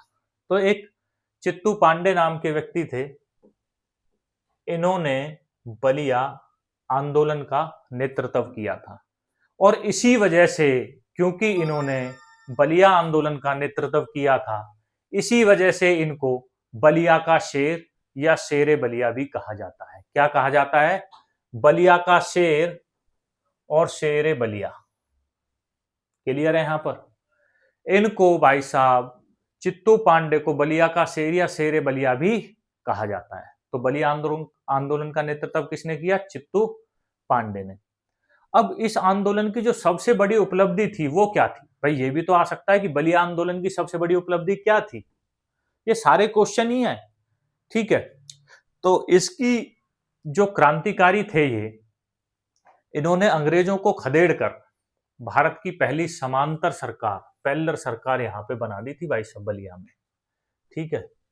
ये कोई छोटा मोटा आंदोलन नहीं था बलिया आंदोलन। इन्होंने क्या किया क्रांतिकारियों ने, मुख्य रूप से चित्तू पांडे ने। चित्तू पांडे जो थे बहुत बड़े क्रांतिकारी थे बलिया के, इसीलिए इनको बलिया का शेर और शेरे बलिया कहा गया। इन्होंने अंग्रेजों की सरकार को खदेड़कर पैरेलल सरकार, समांतर सरकार चला दी भाई साहब बलिया में। बोला हम हैं यहां पे, ठीक है। तो ये था इसकी मुख्य उपलब्धि, सबसे बड़ी उपलब्धि। अब क्वेश्चन आता है कि बलिया को बागी बलिया क्यों कहा जाता है? अब ये तो पता है बलिया को बागी बलिया कहते हैं, लेकिन कहते क्यों है? क्योंकि देखो यहाँ की जो जनता थी, यहाँ के जो लोग थे, क्रांतिकारी थे, उन्होंने अगस्त 1942 में उन्होंने विद्रोह किया, बगावत की। क्या कर दिया? विद्रोह किया, बगावत कर दी, ठीक है। और बगावत करके जो वहां पे जिला जेल थी उस पर हमला कर दिया इन्होंने भाई साहब, क्रांतिकारियों ने। हमला करने के बाद जितने भी कैदी वहां पे अंग्रेजों ने कैद कर रखे थे उनको सबको छुड़ा दिया, और छुड़ाने के बाद खुद को भी ब्रिटिश शासन से स्वतंत्र घोषित कर दिया। बोल दिया भाई साहब अब हम तुम्हारे अधीन नहीं रहने वाले, अब हम अलग से सरकार चलाएंगे, और समानांतर सरकार यहाँ पे स्थापित कर दी चित्तू पांडे ने, ठीक है। समझ में आ रहा है? ये अब इस आंदोलन को हम कम पढ़ते हैं, लेकिन ये बहुत ही इंपॉर्टेंट आंदोलन यहाँ पे है। अब यह किस राष्ट्रीय आंदोलन का हिस्सा था? अब देखिए, ये जो था बलिया आंदोलन, यह महात्मा गांधी के भारत छोड़ो आंदोलन और उनके भारत छोड़ो आंदोलन में जो नारा दिया गया था करो या मरो, इससे प्रेरित होकर ये आंदोलन यहां पे चलाया गया था। क्लियर है भाइयों? गांधी जी ने भारत छोड़ो आंदोलन 1942 में चलाया और उसमें नारा दिया करो या मरो। अब या तो कर लो भाई या मर लो, ठीक है। तो करो या मरो के नारे से प्रेरित होकर यहाँ पे बलिया में आंदोलन हुआ, चित्तू पांडे ने चलाया, और यहाँ पे जो जिला जेल थी बलिया की वहां पे आक्रमण कर दिया, कैदियों को छुड़ा दिया और खुद को भी स्वतंत्र घोषित कर दिया। हम अंग्रेजों के अधीन नहीं है, हम समानांतर सरकार यहाँ पे चलाएंगे, पैरेलल गवर्नमेंट वहां पे उन्होंने चलाई। तो स्वतंत्र बलिया की सरकार कब बनी, ये इंपोर्टेंट क्वेश्चन है। तो 19 अगस्त 1942 को क्रांतिकारियों ने कलेक्ट्रेट और जेल पर कब्जा कर लिया और अपनी स्वतंत्रता यहाँ पे घोषित कर दी भाई साहब, ठीक है। तो डेट आप यहाँ पे याद रखना। नेक्स्ट चलते हैं, स्वतंत्र बलिया के पहले प्रशासक कौन थे? तो भाई साहब जब बलिया आंदोलन को रूप ही चित्तू पांडे ने दिया था तो चित्तू पांडे ही बनेंगे। तो चित्तू पांडे ने अपने स्थानीय प्रशासन की कमान संभाली उन दिनों, ठीक है। चित्तू पांडे इसके पहले प्रशासक थे स्वतंत्र बलिया के। अब नेक्स्ट क्वेश्चन जनरेट होता है कि अंग्रेजों ने बलिया पे दोबारा कब्जा कैसे किया, ठीक है। तो वह अंग्रेज थे, दिमाग से चलते थे, ठीक है। उस टाइम पे उन्होंने क्या किया, भारी सैन्य बल यहाँ पे भेज दिया, हवाई हमले कराए, ठीक है, और सामूहिक गिरफ्तारियां भी कराई, ठीक है। बहुत सारे लोगों को गिरफ्तार कर लिया गया। उनके जरिए अगस्त के अंत तक बलिया पर इन्होंने फिर से कब्जा कर लिया, ठीक है। सैन्य बल भेजा, हवाई हमले कराए, सामूहिक गिरफ्तारियां यहाँ पे कराई और अगस्त के अंत तक यहाँ पे इन्होंने दोबारा से बलिया पे कब्जा कर लिया। अब क्वेश्चन एक और उठता है कि भाई जब भारत छोड़ो आंदोलन चल रहा था, उसके अलावा बलिया का आंदोलन तो उसका एक, अगर उससे प्रेरित होकर उसी का एक भाग हम बोल सकते हैं। एक क्वेश्चन जनरेट होता है, क्या बलिया के अलावा कहीं और भी ऐसी सरकारें बनी थी? हाँ बनी थी भाई साहब। कहां कहां बनी थी? महाराष्ट्र में और बंगाल में, ठीक है। तो बलिया के बाद एक तो महाराष्ट्र के सतारा में और बंगाल के तामलुक में समानांतर सरकारें बनी, लेकिन बलिया की जो सरकार थी वो सबसे पहली सरकार थी बलिया की, जो पेल्लर गवर्नमेंट यहाँ पे बनाई गई। समझ में आ रहा है? ठीक है, तो ये क्वेश्चन आप याद कर लेना, बहुत इंपॉर्टेंट क्वेश्चंस हैं, नोट करते रहना। चलते हैं नेक्स्ट क्वेश्चन की तरफ। गांधी जी ने पहली बार उत्तर प्रदेश में कहां आंदोलन किया? अब क्वेश्चन को ध्यान में रखना भाई साहब, पूछ रहा है उत्तर प्रदेश में कहां आंदोलन किया। उसने ये नहीं पूछा गांधी जी का पहला आंदोलन कहां था, उसने बोला है कि गांधी जी ने पहली बार उत्तर प्रदेश में कहां आंदोलन किया। तो उत्तर प्रदेश की बात करें तो पहला आंदोलन वाराणसी में इनके द्वारा यहाँ पे किया गया था। ठीक है, और अगर उनके पहले आंदोलन की भारत में बात करें तो उनका भारत में पहला सत्याग्रह चंपारण बिहार में था। कहां पे था? चंपारण बिहार में। तो पहला अगर भारत में पूछे तो आएगा चंपारण बिहार में। ठीक है, और अगर उत्तर प्रदेश में पूछे तो आएगा वाराणसी में। इन चीजों का ध्यान रखना। दो क्वेश्चन है, भारत में तो चंपारण बिहार और उत्तर प्रदेश में तो वाराणसी। क्लियर है? अब वाराणसी अधिवेशन और गांधी जी से जुड़े हुए कुछ क्वेश्चन यहाँ पे हम कर लेते हैं। तो देखिए, गांधी जी ने उत्तर प्रदेश में अपना पहला सार्वजनिक भाषण कहाँ दिया था? ये मैं पिछली क्लास में करा चुका हूँ, डे 3 में। तो गांधी जी ने 4 फरवरी 1916 को बनारस हिंदू विश्वविद्यालय के उद्घाटन में अपना पहला ऐतिहासिक भाषण दिया था। बनारस हिंदू विश्वविद्यालय की जब स्थापना हुई थी, इसमें इन्होंने सार्वजनिक तौर पे अपना जो है भाषण यहाँ पे दिया था। दूसरा क्वेश्चन जनरेट होता है, क्या चंपारण उत्तर प्रदेश में है? नहीं भाई साहब, चंपारण उत्तर प्रदेश में नहीं है। चंपारण कहाँ है? चंपारण बिहार में है। ठीक है, और यहीं से गांधी जी का भारत में पहला सत्याग्रह 1917 यहीं पर हुआ था। कहां पे? चंपारण में। ठीक है, तीसरा क्वेश्चन जनरेट होता है, गोरखपुर का गांधी जी के आंदोलन से क्या संबंध था? ठीक है, अब आंदोलन से संबंध बताता हूं। गोरखपुर का संबंध जो है वो जब 4 फरवरी 1922 को चोरी चोरा कांड होता है, डेट याद रखना, 4 फरवरी 1922 को चोरी चोरा कांड जो होता है, उसमें लोगों ने पुलिस चौकी को घेर के और वहां पे आग लगा दी। उसमें बहुत सारे पुलिस वाले जो थे वो उनकी हत्या हो गई। और इस हिंसा को देखते हुए गांधी जी बड़े निराश हो गए। हिंसा को देख के निराश हो जाते थे, बोलते थे हम तो अहिंसा के पथ पर चलने वाले हैं। और इसी को देखते हुए उन्होंने अपना असहयोग आंदोलन वापस ले लिया। क्लियर है? समझ में आया? कब लिया? 12 फरवरी 1922 को, डेट भी याद रखना, बार बार करवा रहा हूं। 4 फरवरी 1922 को चोरी चोरा कांड होती है और 8 दिन बाद ही 12 फरवरी 1922 को असहयोग आंदोलन को वापस ले लिया जाता है। क्वेश्चन नंबर 4, कानपुर में गांधी जी ने कब नेतृत्व किया? तो गांधी जी ने कानपुर में बहुत सारे आंदोलनों में कई बार यात्रा की, लेकिन 1924 में कानपुर में जो कांग्रेस अधिवेशन हुआ था, 1924 में कानपुर अधिवेशन जो हुआ था, कांग्रेस अधिवेशन, ठीक है, उसकी जो अध्यक्षता की थी वो सरोजनी नायडू ने की थी। और इसमें भी कानपुर में गांधी जी ने यहाँ पे इस आंदोलन में भाग लिया था, उसका नेतृत्व यहाँ पे किया था। क्लियर है भाइयों? अब असहयोग आंदोलन, अब एक और क्वेश्चन उठता है कि असहयोग आंदोलन के दौरान उत्तर प्रदेश का कौन सा शहर मुख्य केंद्र था? तो मैं आपको बता चुका हूं, वाराणसी और इलाहाबाद जो असहयोग आंदोलन थे, इसमें वाराणसी और इलाहाबाद जो थे असहयोग आंदोलन के प्रमुख केंद्र यहाँ पे बने थे। यहाँ पे हुआ क्या था कि हजारों छात्रों ने, बहुत अधिक मात्रा में छात्रों ने सरकारी शिक्षण संस्थानों का बहिष्कार किया था। ठीक है, और गांधी जी के असहयोग आंदोलन को सफल बनाने की यहाँ पे पूरा सहयोग उन्होंने यहाँ पे किया था। ठीक है, क्वेश्चन नंबर 6 जनरेट होता है यहाँ से कि काशी विद्यापीठ की स्थापना किसने और क्यों की?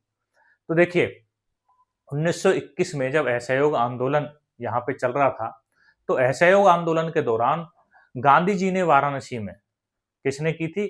गांधी जी ने। कहाँ की थी? वाराणसी में। किस नाम से की थी? काशी विद्यापीठ।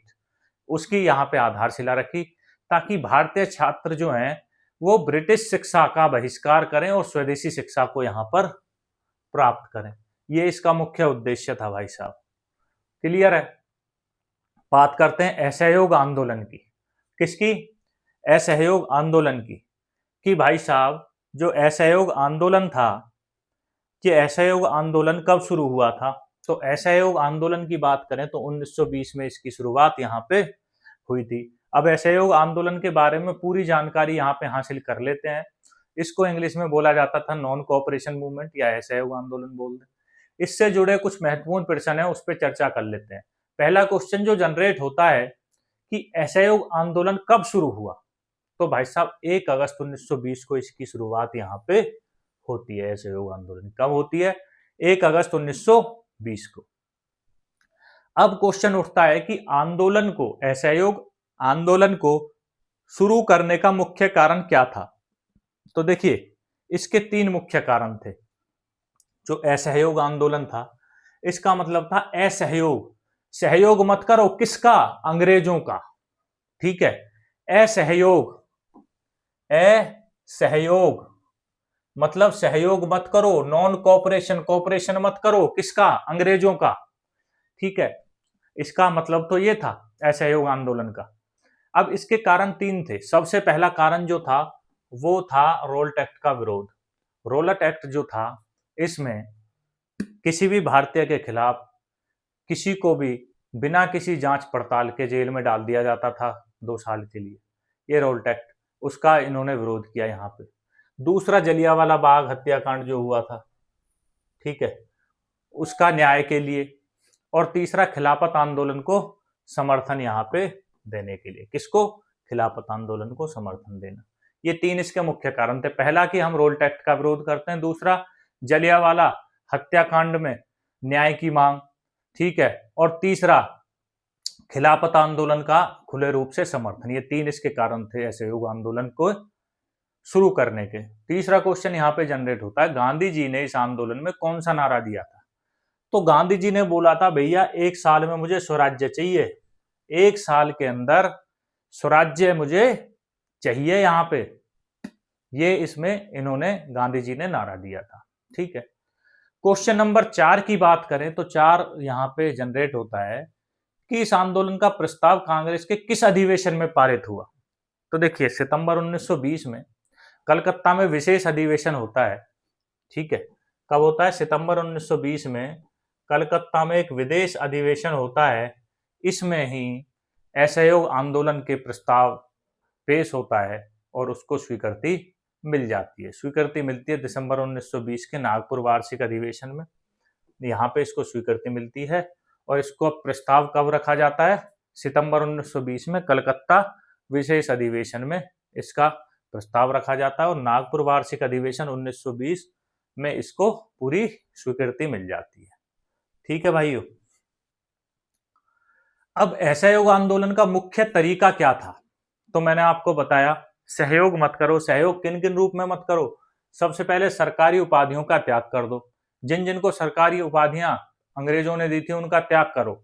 दूसरा, विदेशी सामानों का बहिष्कार करो। ठीक है, उसमें भी सहयोग मत करो। तीसरा, सरकारी स्कूलों, कॉलेजों और अदालतों का भी त्याग करो, उनका भी बहिष्कार कर दो, एक तरह से त्याग कर दो, उनमें भी इनका अंग्रेजों का सहयोग मत करो। ये इनके तरीके थे। ठीक है भाइयों। छठा क्वेश्चन जनरेट होता है कि आंदोलन के दौरान किस प्रसिद्ध शिक्षण संस्थान की स्थापना हुई? तो देखिए जब ये आंदोलन चल रहा था, असहयोग आंदोलन, अब गांधी जी ने बोला सरकारी स्कूलों में, कॉलेजों में मत जाओ, तो गांधी जी ने यहाँ पे वाराणसी में काशी विद्यापीठ की स्थापना की, गुजरात में गुजरात विद्यापीठ की स्थापना की और अलीगढ़ में जामिया मिलिया इस्लामिया इनकी स्थापना की और बोला कि ये शिक्षा संस्थान है, ये स्वदेशी शिक्षा संस्थान है, आप शिक्षा प्राप्त इनसे करो और अंग्रेजों के शिक्षण संस्थानों में मत जाओ। ठीक है, उनका सहयोग मत करो, उनका पूरे रूप से बहिष्कार कर दो। तो गांधी जी ने वाराणसी में काशी विद्यापीठ, गुजरात में गुजरात विद्यापीठ और अलीगढ़ में जामिया मिलिया इस्लामिया, ये जो थे ये शिक्षण संस्थानों की यहाँ पे स्थापना की थी। ये वही जामिया मिलिया इस्लामिया है जो अभी दिल्ली में स्थित है भाई साहब। ठीक है। इसको फिर बाद में दिल्ली शिफ्ट कर दिया गया था। अब जो है आंदोलन के पहले दिन, क्योंकि आंदोलन शुरू हुआ था 1 अगस्त 1920 को, 1 अगस्त 1920 को आंदोलन शुरू हुआ था, और आंदोलन के पहले दिन ही किस महान नेता की मृत्यु यहां पे होती है? तो देखिए, आंदोलन के पहले दिन ही बाल गंगाधर तिलक जो थे हमारे, उनका निधन यहाँ पे हो जाता है। आंदोलन शुरू होता है और उसी दिन बाल गंगाधर तिलक का निधन हो जाता है। वहीं से फिर तिलक स्वराज्य फंड, तिलक स्वराज्य फंड की मतलब वहां पे स्टार्टिंग होती है, स्थापना होती है। होती कैसे है कि बाल गंगाधर तिलक की याद में इस फंड की स्थापना की जाती है, जिसमें आंदोलन के लिए 1 करोड़ से अधिक की राशि जमा हो गई थी भाई साहब, क्योंकि बाल गंगाधर जो तिलक थे उनका निधन हो गया, उनके नाम से एक फंड बना दिया और लोगों ने उसमें फंड में पैसे डालने शुरू किए। 1 करोड़ से ज्यादा रुपए की राशि वहां पे आंदोलन के लिए इकट्ठा हो गई थी भाई साहब। ठीक है, ये चीज को भी आपको याद रखना है कि असहयोग आंदोलन के पहले दिन ही किस महान नेता की मृत्यु हो गई थी?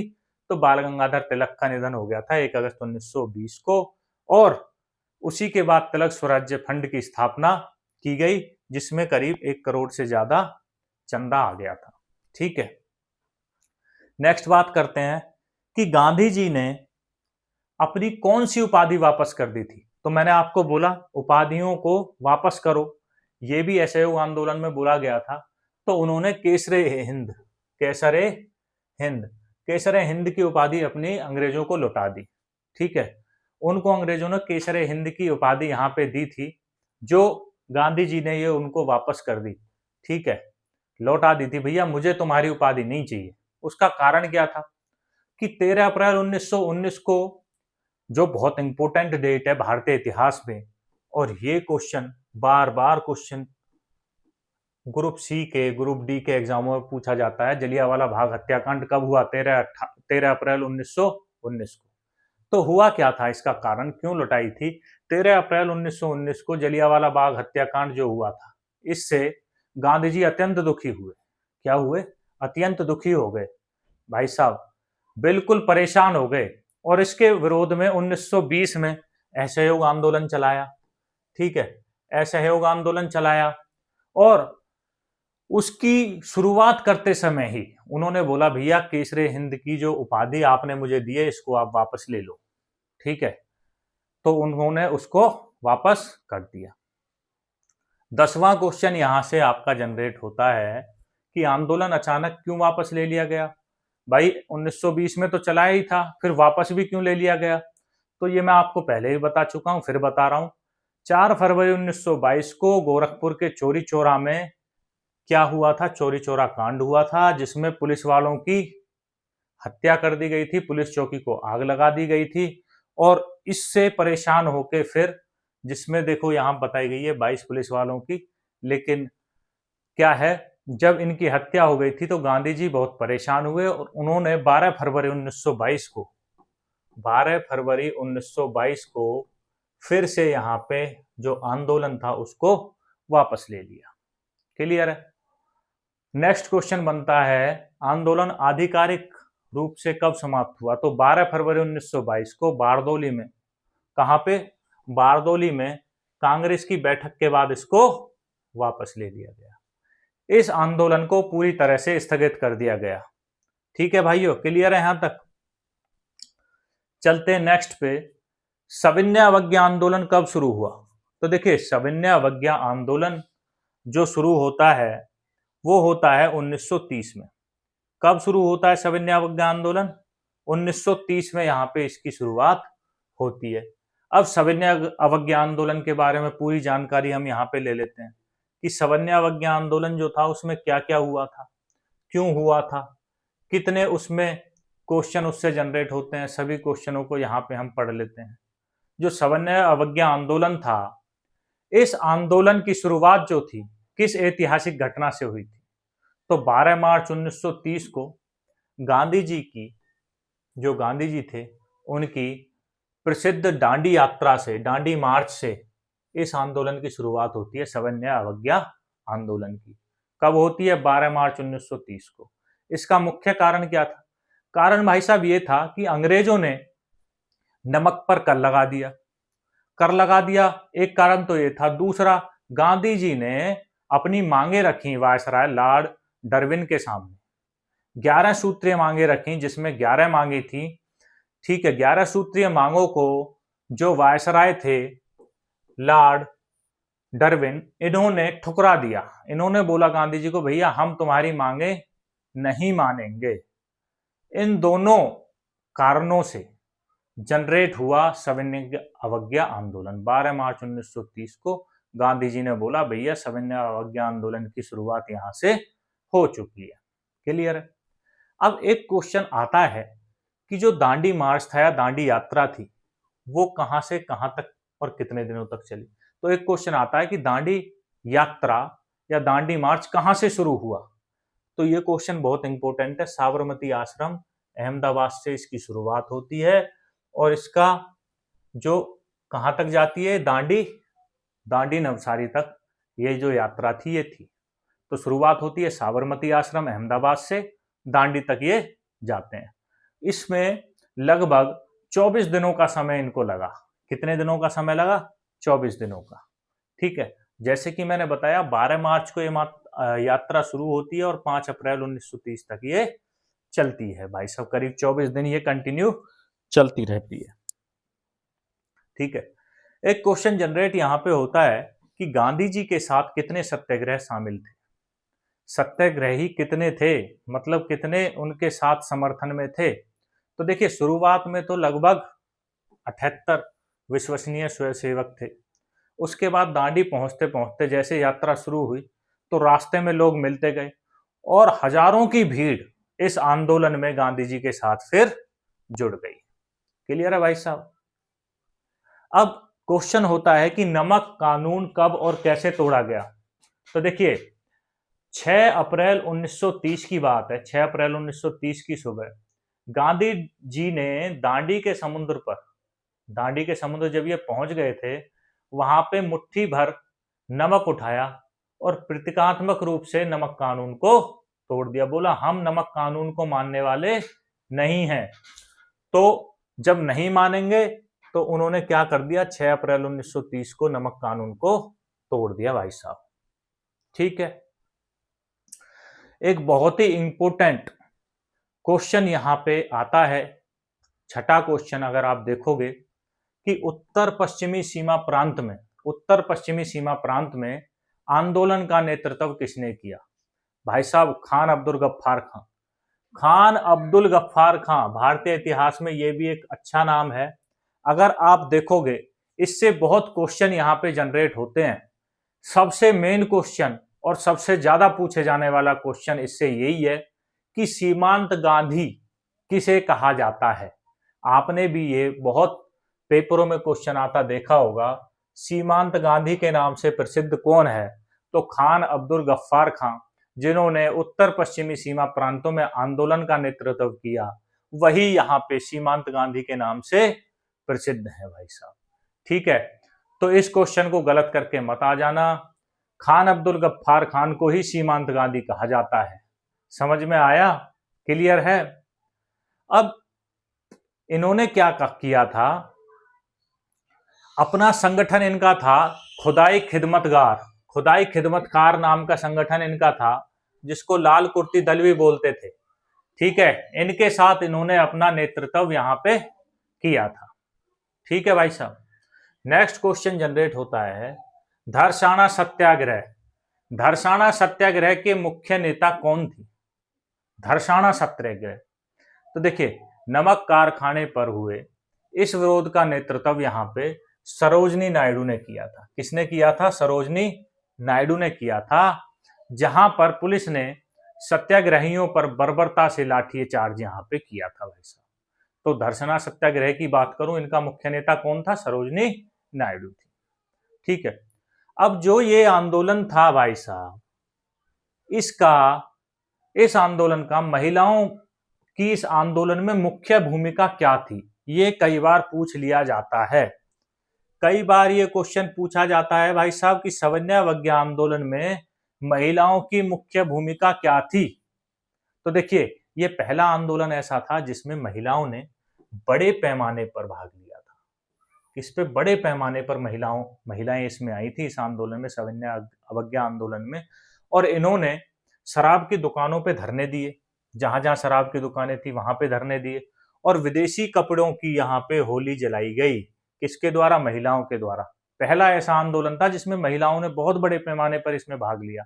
ठीक है, समझ में आया? तो ये क्वेश्चन भी आ जाता है, वह कौन सा आंदोलन था जिसमें महिलाओं ने पहली बार बड़े पैमाने पर भाग लिया? सविनय अवज्ञा आंदोलन। सविनय अवज्ञा आंदोलन। क्लियर है? क्वेश्चन नंबर 9, गांधी इरविन समझौता कब हुआ? तो 5 मार्च 1931 को भाई साहब लॉर्ड इरविन और गांधी जी के बीच में एक समझौता होता है, जिसको गांधी इरविन समझौता का नाम यहाँ पे दिया जाता है। ठीक है, और जिसके बाद इस आंदोलन को अस्थायी रूप से, स्थायी रूप से नहीं, अस्थायी रूप से स्थगित कर दिया जाता है। क्या कर दिया जाता है? इस आंदोलन को स्थायी रूप से, अस्थायी रूप से स्थगित कर दिया जाता है। कब? 5 मार्च 1931 को।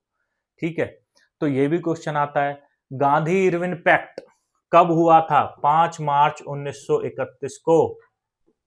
और इसके बाद हुआ क्या? इसके बाद आंदोलन को अस्थायी रूप से स्थगित कर दिया गया भाई साहब।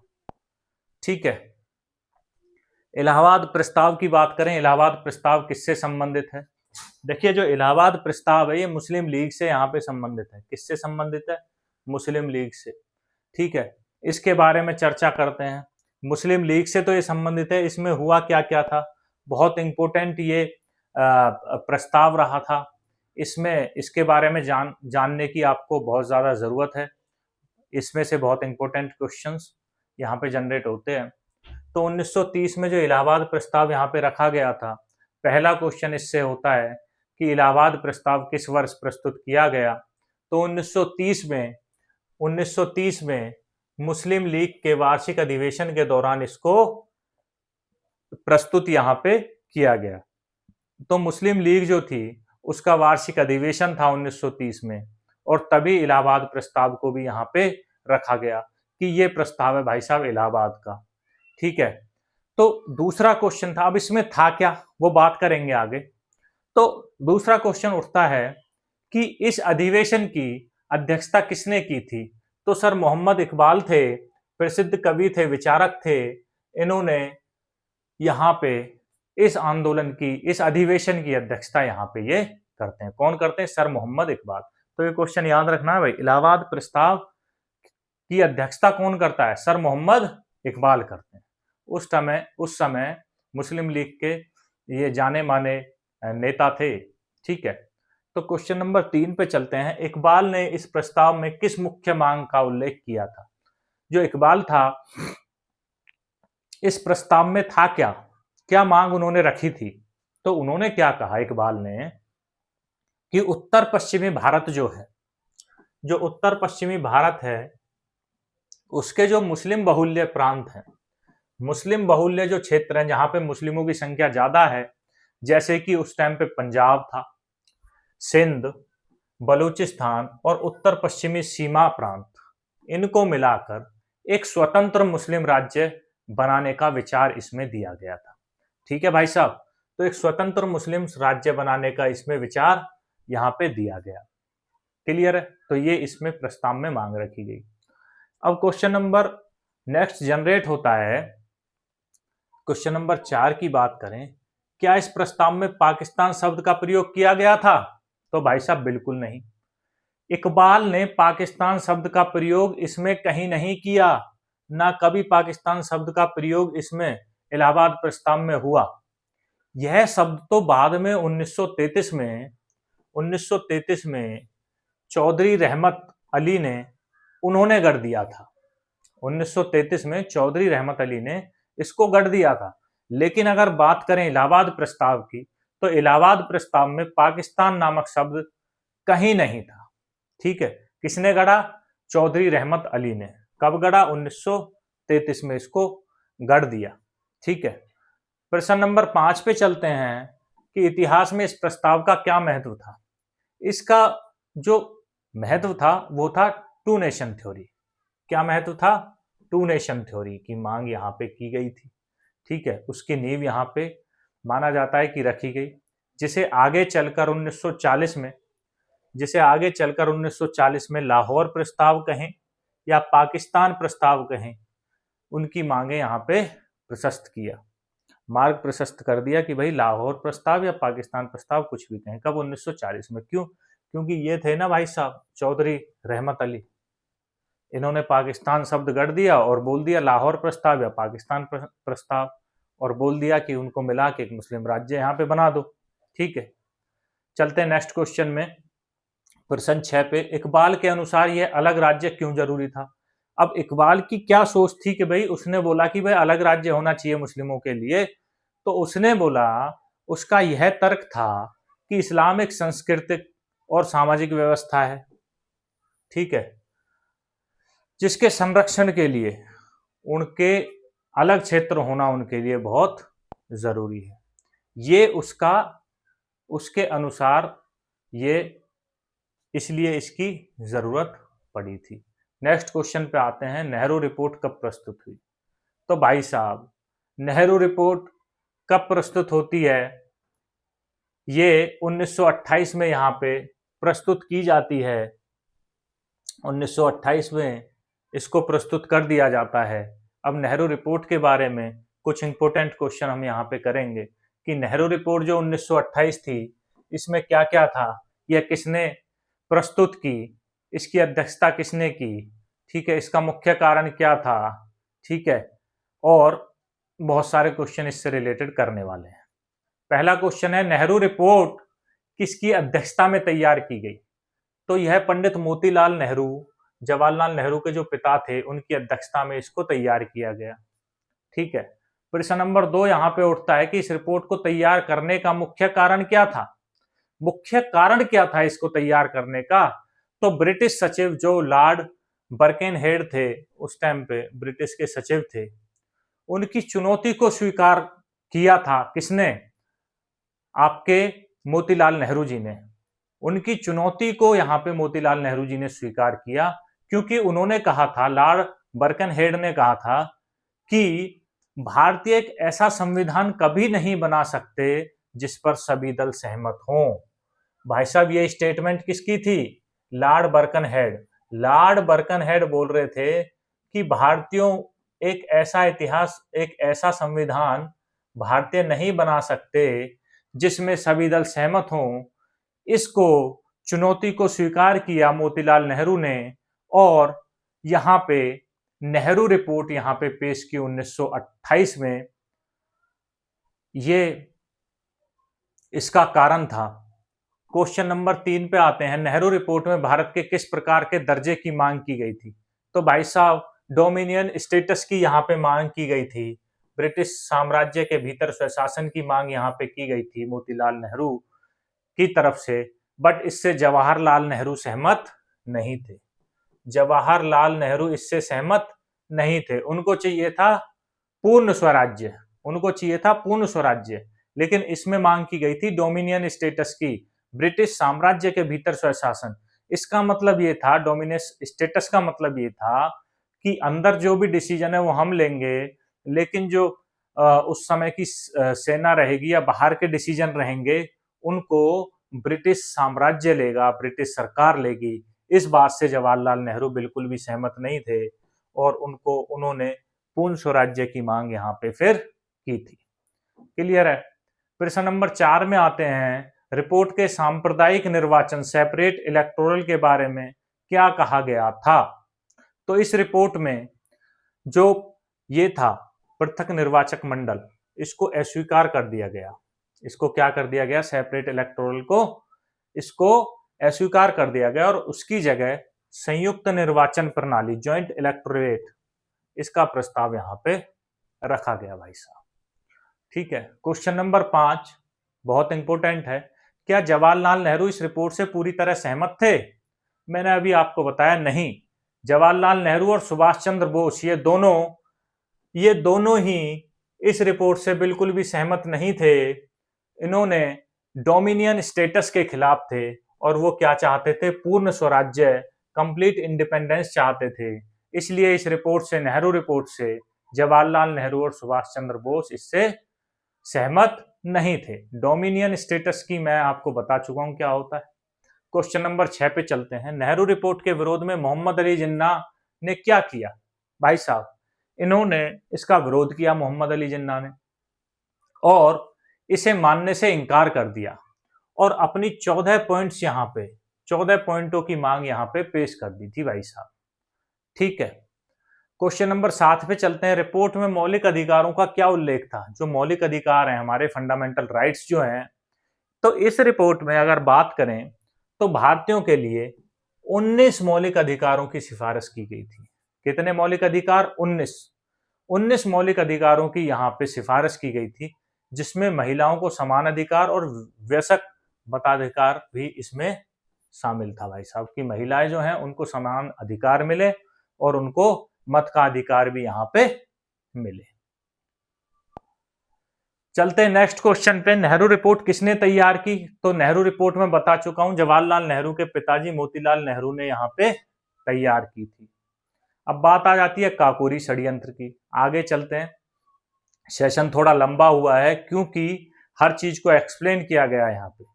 तो क्वेश्चन नंबर 38 पे चलते हैं। काकोरी षड्यंत्र केस में अशफाक उल्लाह खान को फांसी कब हुई थी? तो देखिए, काकोरी षड्यंत्र में अशफाक उल्लाह खान को फांसी कब हुई थी?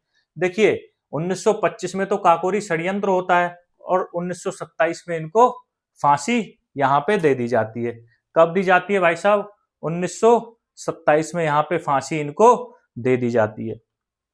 अब जो ये है काकोरी षड्यंत्र, तो काकोरी षड्यंत्र के बारे में, ठीक है, अब यहां से हम विस्तार से चर्चा करेंगे कि काकोरी ट्रेन एक्शन, अब काकोरी कांड इसको पहले बोलते थे, लेकिन इसको काकोरी ट्रेन एक्शन, योगी जी ने इसका नाम बदलकर काकोरी ट्रेन एक्शन कर दिया, क्योंकि कांड जो है एक नेगेटिव वर्ड है। तो इससे जुड़े सारे क्वेश्चन हम यहाँ पे करते हैं। पहला क्वेश्चन है, काकोरी कांड किस तारीख को हुआ? थोड़ा जल्दी करते हैं क्योंकि टाइम आज के सेशन में ज्यादा हो गया, क्योंकि हमने हर चीज को बारीकी से एक्सप्लेन किया है। पहला क्वेश्चन है, काकोरी कांड किस तारीख को हुआ? तो 9 अगस्त 1925 को काकोरी कांड होता है। दूसरा क्वेश्चन इससे जनरेट होता है कि यह घटना किस क्रांतिकारी संगठन द्वारा अंजाम दी गई थी? इस घटना को, जो काकोरी कांड है, किसके द्वारा किया गया था? तो हिंदुस्तान रिपब्लिक एसोसिएशन, HRA जिसको बोलते हैं, उसके क्रांतिकारियों के द्वारा यहां पे किया गया था। ठीक है, उसके क्रांतिकारियों ने ये किया था। अब इसका जो है हिंदुस्तान रिपब्लिक एसोसिएशन, इसका नाम परिवर्तन होता है, ठीक है, और इसका नाम जो है वो हिंदुस्तान सोशलिस्ट रिपब्लिक एसोसिएशन यहां पे कर दिया जाता है। ठीक है, कब कर दिया जाता है? 1928 में। कैसे? 1925 की गिरफ्तारी के बाद, जब 1925 में घटना हुई, गिरफ्तारियां हुई, तो 1928 में चंद्रशेखर आजाद और भगत सिंह ने दिल्ली के फिरोज शाह कोटला मैदान में संगठन का पुनर्गठन किया और इसका नाम बदलकर हिंदुस्तान सोशलिस्ट रिपब्लिक एसोसिएशन कर दिया, HSRA कर दिया। तो HSRA और HRA दोनों एक ही है। हिंदुस्तान रिपब्लिक एसोसिएशन बोल दूं या हिंदुस्तान सोशलिस्ट रिपब्लिक एसोसिएशन बोल दूं, 28 में इसका नाम हिंदुस्तान सोशलिस्ट रिपब्लिक एसोसिएशन कर दिया। किसने किया? चंद्रशेखर आजाद और भगत सिंह ने। कहां पे? फिरोज शाह कोटला मैदान, दिल्ली में। क्लियर है भाइयों? अब इस घटना का मुख्य सूत्रधार, मास्टरमाइंड कौन था? भाई साहब, 2 आदमी, राम प्रसाद बिस्मिल और अशफाक उल्लाह खान। अशफाक उल्लाह खान और राम प्रसाद बिस्मिल इसके मास्टरमाइंड थे इस घटना के। ठीक है, तो ये भी आपको याद रखना है। नेक्स्ट क्वेश्चन पे चलते हैं। काकोरी कहाँ स्थित है और वहां क्या हुआ था? ठीक है, तो काकोरी जो है वो लखनऊ के पास एक छोटा सा स्टेशन है, काकोरी रेलवे स्टेशन। ठीक है, वहां पे ये हुआ था और क्रांतिकारियों ने किया क्या था? अप डाउन ट्रेन को रोककर वहां पे ट्रेन रोकी और ब्रिटिश खजाने को वहां पे पूरा लूट लिया। जब ब्रिटिश खजाने को लूटा, क्यों लूटा था भाई? क्योंकि इन क्रांतिकारियों का मानना था कि इस खजाने को लूटकर हमारे पास पैसे आएंगे, हम हथियार खरीदेंगे और अंग्रेजों के खिलाफ हम लड़ाई उन्हीं हथियारों से फिर लड़ेंगे। ठीक है, नेक्स्ट क्वेश्चन पे चलते हैं। इस कांड में किन प्रमुख क्रांतिकारियों को फांसी की सजा दी गई थी? तो इसमें जो बात करें, चार मुख्य क्रांतिकारी जो थे, सबसे पहले राम प्रसाद बिस्मिल, इनको गोरखपुर जेल में फांसी दी गई थी। उसके बाद अशफाक उल्ला खां, इनको फैजाबाद जेल में फांसी दी गई थी। उसके बाद ठाकुर रोशन सिंह, इलाहाबाद के नैनी जेल में इनको फांसी दी गई थी। और राजेंद्र लहड़ी, गोंडा जेल में इनको फांसी दी गई थी। ये चार प्रमुख जो क्रांतिकारी थे, इनको फांसी की सजा यहाँ पे दी गई थी। बात करें चंद्रशेखर आजाद की, तो चंद्रशेखर आजाद जो थे, वो पुलिस को चकमा देकर फरार हो गए थे और वो पुलिस के हाथ ही नहीं आए थे। वो पुलिस के हाथ ही नहीं आए थे भाई साहब। ठीक है, तो चार को फांसी मिली, चंद्रशेखर आजाद जो है वो फरार हो गए। तो प्रश्न नंबर 6 पे चलते हैं। वो कौन सा क्रांतिकारी था जो पुलिस की पकड़ में ही नहीं आया? वो कौन था? चंद्रशेखर आजाद। चंद्रशेखर आजाद था जो पुलिस की पकड़ में ही नहीं आए थे। ठीक है, प्रश्न नंबर 7 पे चलते हैं। उत्तर प्रदेश सरकार ने इस घटना का नाम बदलकर क्या कर दिया था? बहुत इंपॉर्टेंट क्वेश्चन है भाई साहब। 2021 में काकोरी कांड शब्द के अपमानजनक अर्थ के कारण इन्होंने इसका नाम बदलकर कर दिया काकोरी ट्रेन एक्शन। क्या कर दिया? Kakori train action. अब इसको काकोरी ट्रेन एक्शन बोलते हैं भाई साहब। ठीक है, प्रश्न नंबर 8 पे चलते हैं। क्रांतिकारियों ने ट्रेन क्यों लूटी थी? ये मैं आपको बता चुका हूं। सशस्त्र क्रांति के लिए हथियार खरीदने और संगठन को चलाने के लिए पैसों की सख्त जरूरत थी, इसलिए इन्होंने ट्रेन को यहाँ पे लूटा था। मुख्य उद्देश्य था कि उस पैसे से हथियार खरीदे जाएं और अंग्रेजी हुकूमत के खिलाफ यहाँ पे लड़ाई लड़ी जाए। ठीक है, क्वेश्चन आता है चंद्रशेखर आजाद की मृत्यु कहाँ हुई? तो चंद्रशेखर आजाद की मृत्यु होती है इलाहाबाद में। कहाँ पे होती है? इलाहाबाद में इनकी मृत्यु होती है। ठीक है, इनसे जुड़े हुए कुछ महत्वपूर्ण प्रश्नों पे यहाँ पे नजर डाल लेते हैं। 1906 में इनका जन्म हुआ था, 1931 में मृत्यु हो जाती है। ठीक है, अब देखते हैं पहला ही क्वेश्चन, चंद्रशेखर आजाद का जन्म कब और कहाँ हुआ? 23 जुलाई 1906 को यह जन्म लेते हैं मध्य प्रदेश के झाबुआ जिले में। मध्य प्रदेश के झाबुआ जिले के भावरा गांव में चंद्रशेखर आजाद का जन्म होता है। ठीक है, अब दूसरा क्वेश्चन उठता है कि उन्हें आजाद नाम कैसे मिला? भाई साहब, आपको पता है आजाद नाम उनको कैसे मिला? 15 साल की उम्र थी, गिरफ्तार कर लिए गए और मजिस्ट्रेट ने उनसे पूछा कि भाई तुम क्या करना क्या चाहते हो? तो उन्होंने, पता है क्या? हाँ, उन्होंने पूछा कि तेरा नाम क्या है।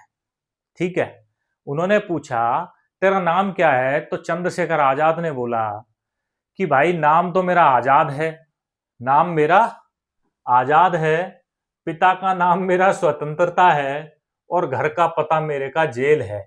ये तीनों चीजें आजाद ने बताई भाई साहब, चंद्रशेखर आजाद ने। तभी से आजाद के नाम से यहाँ पे प्रसिद्ध हो गए। मात्र 15 साल के थे भाई साहब। देखो कितना जुनून था आजादी का, आजादी के लिए कितना जुनून इनके अंदर था कि मजिस्ट्रेट को उन्होंने बोला कि नाम तो मेरा आजाद है, मतलब उनको आजादी चाहिए थी। नाम मेरा आजाद है, मेरे पिता का नाम स्वतंत्रता है, मैं स्वतंत्रता चाहता हूं, मेरे पिता का नाम स्वतंत्रता है और घर का पता मेरा जेल है। देख रहे हो भाई साहब, इस कद्र उन लोगों के अंदर आग भरी हुई थी आजादी पाने के लिए। ठीक है, तब जाके भारत को आजादी मिली है भाई साहब। आज हम आजाद भारत में जी रहे हैं। हमारे जो क्रांतिकारी थे उन्होंने बलिदान दिया है भाई साहब, बलिदान देके जब इस भारत को आजाद कराया है। ठीक है, नेक्स्ट क्वेश्चन पे चलते हैं। प्रश्न नंबर 3, आजाद किस क्रांतिकारी संगठन के सेनापति थे? कमांडर इन चीफ किसके थे? तो मैं अभी बता चुका हूं, HRA, जिसका नाम 1928 में बदल के HSRA, Hindustan socialist Republic association कर दिया। उनके commander in chief Chandrashekhar Azad थे। प्रश्न नंबर 4, काकोरी ट्रेन एक्शन 1925 में आजाद की क्या भूमिका थी? तो वे इस घटना के प्रमुख सदस्य थे। पुलिस ने सभी को, चारों जो मुख्य थे क्रांतिकारी, चारों को पकड़ लिया, लेकिन आजाद भाई साहब पुलिस को भी चकमा देके यहां से भाग गए। ठीक है, वो पुलिस के हाथ ही नहीं आए। क्लियर है, चलते हैं आगे। आजाद ने भगत सिंह के साथ मिलकर किस ब्रिटिश अधिकारी की हत्या की? हाँ भाई साहब, इसके लिए तो ये दोनों चंद्रशेखर आजाद और भगत सिंह दोनों फेमस है कि भाई साहब जब लाला लाजपत राय की मृत्यु हो गई थी तो लाला लाजपत राय की मृत्यु का बदला लेने के लिए उन्होंने जेपी सैंडर्स, किसकी? जेपी सैंडर्स, जो ब्रिटिश सरकार के अधिकारी थे, उनकी हत्या की थी। ठीक है, क्या की थी? उनकी हत्या कर दी गई थी भाई साहब, चंद्रशेखर आजाद ने और भगत सिंह ने। प्रश्न नंबर 6 उठता है, चंद्रशेखर आजाद की मृत्यु कब और कहां हुई? तो चंद्रशेखर आजाद की जो मृत्यु है वो 27 फरवरी 1931 को इलाहाबाद प्रयागराज में एल्फ्रेड पार्क में यहाँ पे होती है। उसी के बाद इसका नाम आजाद पार्क भी यहाँ पे रख दिया जाता है। अल्फ्रेड पार्क को आजाद पार्क के नाम से भी यहाँ पे जाना जाता है। प्रयागराज के एल्फ्रेड पार्क को आजाद पार्क के नाम से भी यहाँ पे जाना जाता है। प्रश्न नंबर 7 की बात करूं, उनकी शहादत की वह प्रसिद्ध प्रतिज्ञा क्या थी? तो देखिए, उन्होंने प्रतिज्ञा ली थी, उनकी अंदर एक वो था कि मैं जीवित रहूंगा तो पुलिस के हाथ तो आऊंगा नहीं। तो उन्होंने देखो, कभी जीवित पुलिस के हाथ नहीं आएंगे, ये उन्होंने प्रतिज्ञा की थी। क्या की थी? प्रतिज्ञा की थी। तो पार्क में अंग्रेजों से लड़ते हुए जब आखिरी गोली बची, तब उन्होंने खुद को गोली ही मार के अपनी प्रतिज्ञा को पूरा कर लिया। ठीक है, उन्होंने अपनी प्रतिज्ञा को वहां पे पूरा कर लिया भाई साहब। प्रश्न नंबर 8 उठता है, अल्फ्रेड पार्क का वर्तमान नाम क्या है? अभी मैंने बताया, उनके सम्मान में अब इसे चंद्रशेखर आजाद पार्क के नाम से यहाँ पे जाना जाता है। ठीक है, अब आजाद से जुड़ी हुई कुछ खास बातों पे नजर डाल लेते हैं। पहला है निशाना। वे निशानेबाजी में बहुत माहिर थे भाई साहब, जहां पे गोली मार देते थे ना, वो निशाने पे मारते थे गोली। ठीक है, और भेष बदलने में भी वो बहुत कुशल थे, तभी तो वो पुलिस के हाथ आते नहीं थे। ठीक है, चकमा दे के वहां से भाग जाते थे पुलिस को। तो ये उनकी मुख्य बातें थी। दूसरा, भगत सिंह के गुरु के रूप में उनको माना जाता था। उन्हें अक्सर क्रांतिकारी आंदोलन में भगत सिंह का मार्गदर्शन, जो भगत सिंह थे भाई साहब, उनका मार्गदर्शन और संरक्षक माना गया है। किसको? चंद्रशेखर आजाद को। ठीक है, और उनकी जो प्रसिद्ध कविता थी, जो प्रसिद्ध कविता उनकी थी, वो थी दुश्मन की गोलियों को हम सामना करेंगे। क्या थी? दुश्मन की गोलियों का हम सामना करेंगे, आजाद ही रहे हैं, आजाद ही रहेंगे। भाई साहब, देखा जज्बा, देखा भाई साहब चंद्रशेखर आजाद का। उनकी पसंदीदा कविता ही ये थी कि दुश्मन की गोलियों का हम सामना करेंगे, आजाद ही रहे हैं और आजाद ही रहेंगे। ठीक है, नेक्स्ट क्वेश्चन पे चलते हैं। नेक्स्ट क्वेश्चन है, इलाहाबाद का पुराना नाम क्या था? तो देखिए भाई साहब, इलाहाबाद को प्रयाग के नाम से पहले जानते थे। किसके नाम से जानते थे? प्रयाग के नाम से। ठीक है, प्रयाग जो शब्द है, ये भारतीय इतिहास में बहुत इंपॉर्टेंट शब्द है। यज्ञों की भूमि इसको कहा जाता है। क्या कहा जाता है? यज्ञों की भूमि इसको कहा जाता है। इसीलिए इलाहाबाद का अब का जो नाम है वो प्रयागराज रख दिया गया है। क्या रख दिया गया है? प्रयागराज। इसीलिए इसको प्रयागराज योगी जी ने कर दिया, क्योंकि पहले इसका नाम प्रयाग ही था। वो तो बाद में मुगल सल्तनतें आई, उन्होंने नाम बदले और इसका नाम इलाहाबाद रख दिया। फिर योगी जी ने इसको दोबारा से इसका नाम क्या रख दिया भाई साहब? प्रयागराज। अब प्रयागराज के बारे में कुछ जानकारी यहाँ पे हासिल कर लेते हैं। अगर प्राचीन नाम की बात करूं तो हिंदू धर्म ग्रंथों में इसे प्रयाग कहा गया है। क्या कहा गया है इसमें? हिंदू धर्म ग्रंथों में प्रयाग। ठीक है, और इसका अर्थ होता है यज्ञों का स्थल। क्या होता है? यज्ञों का स्थल, जहां पे यज्ञ किए जाते हैं। ठीक है, तो भाई हिंदू धर्म ग्रंथों के हिसाब से बहुत ही पवित्र स्थान रहा था, इतिहास से ही, प्राचीन काल से ही रहा है। इसे तीर्थराज, तीर्थराज मतलब तीर्थों का राजा, तीर्थ स्थलों का राजा भी इसको कहा जाता है। ठीक है, प्रयागराज के बारे में ये जानकारी बहुत कम लोगों को होगी भाई साहब, जो मैं आपको दे रहा हूं। ठीक है, तो एक एक चीज को देखना है कि इसका इतिहास क्या था। फिर मुगल काल आया 1575 से 83 के आसपास। जो मुगल थे अकबर, उन्होंने यहाँ एक विशाल किले का निर्माण कराया और इस शहर का नाम बदलकर इलाहाबाद रख दिया। इलाहाबाद क्या रखा? इलाहाबाद यहाँ पे नाम रख दिया, जिसका नाम था अल्लाह का निवास। अल्लाह का निवास, ठीक है, अल्लाह आबास, अल्लाह का आवास, अल्लाह का निवास, ठीक है। बाद में शाहजहां ने इसको इलाहाबाद के रूप में प्रसिद्ध किया। किसके रूप में? इलाहाबाद।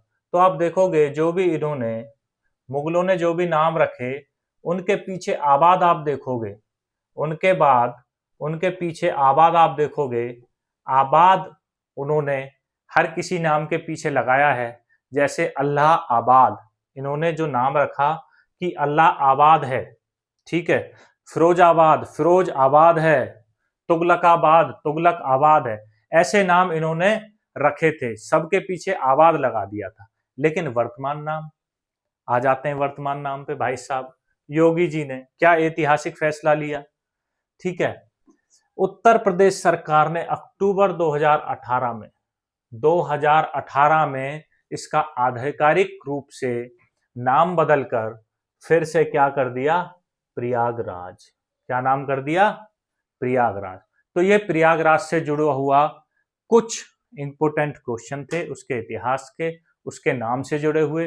पहले इसको प्रयाग ही बोलते थे, फिर इसका नाम इलाहाबाद किया, अकबर ने किया, फिर शाहजहां ने इसको इलाहाबाद नाम दिया, और अभी 2018 अक्टूबर में योगी जी ने या उत्तर प्रदेश सरकार ने इसका नाम प्रयागराज कर दिया भाई साहब। तो ये था भाई साहब आज का सेशन। थोड़ा लंबा सेशन हुआ, किस लिए हुआ? क्योंकि हर चीज को हमने एक्सप्लेन किया। यहाँ पे हमने 20 क्वेश्चन नहीं, कम से कम 150 से 100 से 150 क्वेश्चन यहाँ पे हमने किए अगर आप देखोगे तो, ठीक है। और हो सकता है 150 से ज्यादा भी हो। तो बहुत इंपॉर्टेंट सेशन रहा है, पूरा यहाँ पे मैंने कवर करा दिया है। मिलेंगे अगले सेशन में। ऐसे ही आप बने रहें सिलेक्शन पक्का यूट्यूब चैनल पे, और हम ऐसे ही आपको पूरी जीके, स्टैटिक जीके इसी प्रकार से कराने वाले हैं। मजा आएगा, आप बने रहें, देखते रहें। और अगर आप ऐसे ही इस यूट्यूब चैनल पे बने रहे, आपका सपोर्ट यहाँ पे दिखा। सपोर्ट कुछ नहीं चाहिए भाई साहब, आपका चाहिए मुझे सिलेक्शन। क्या चाहिए? सिलेक्शन चाहिए मुझे आपका सिलेक्शन हो जाएगा, वही मेरे लिए सपोर्ट है भाई साहब। इसीलिए मैंने चैनल का नाम भी रखा सिलेक्शन पक्का। पक्का सिलेक्शन होगा यहाँ से आपका, ठीक है। तो यहाँ पे आप बने रहिए, यहाँ से जो भी चीजें आपको मिलती हैं सीखिए, पढ़िए और अपना सिलेक्शन लीजिए भाई साहब, नौकरी लीजिए। इसी के साथ आज इस सेशन को यहाँ पे समाप्त करते हैं। मिलते हैं अगले सेशन में फिर से जबरदस्त तरीके से। डे 5 में मिलते हैं आपसे कल। तब तक के लिए सभी को नमस्कार, अपना ख्याल रखें और तैयारी भाई साहब, तैयारी को कंटिन्यू रखें। मैं आपको बार बार बता रहा हूं, तैयारी को हल्के में ना लें। एक भी दिन ऐसा नहीं जाए कि आप पढ़े नहीं। डेली आपको पढ़ना है, लगभग 6 से 7 घंटे आपको पढ़ाई करनी है। इस एग्जाम में आपको सिलेक्शन मिल जाएगा, ये मेरी गारंटी है। लेकिन एक भी दिन मिस मत करना भाई साहब, ठीक है। परसिवरेंस नाम का एक चीज होता है, कंटिन्यूअस एफर्ट जिसको बोलते हैं। कंटिन्यूअस एफर्ट्स आपको करने हैं। कंटिन्यूअस एफर्ट्स मतलब डेली वही चीज आपके माइंड में, सुबह उठो तो एक सपना हो कि हाँ भाई मुझे पढ़ाई करनी है और नौकरी प्राप्त करनी है, तभी इस मंजिल को आप पा पाओगे, ठीक है। ठीक है भाइयों, तब तक के लिए नमस्कार। मिलते हैं कल की नई वीडियो में। जय हिंद, जय भारत।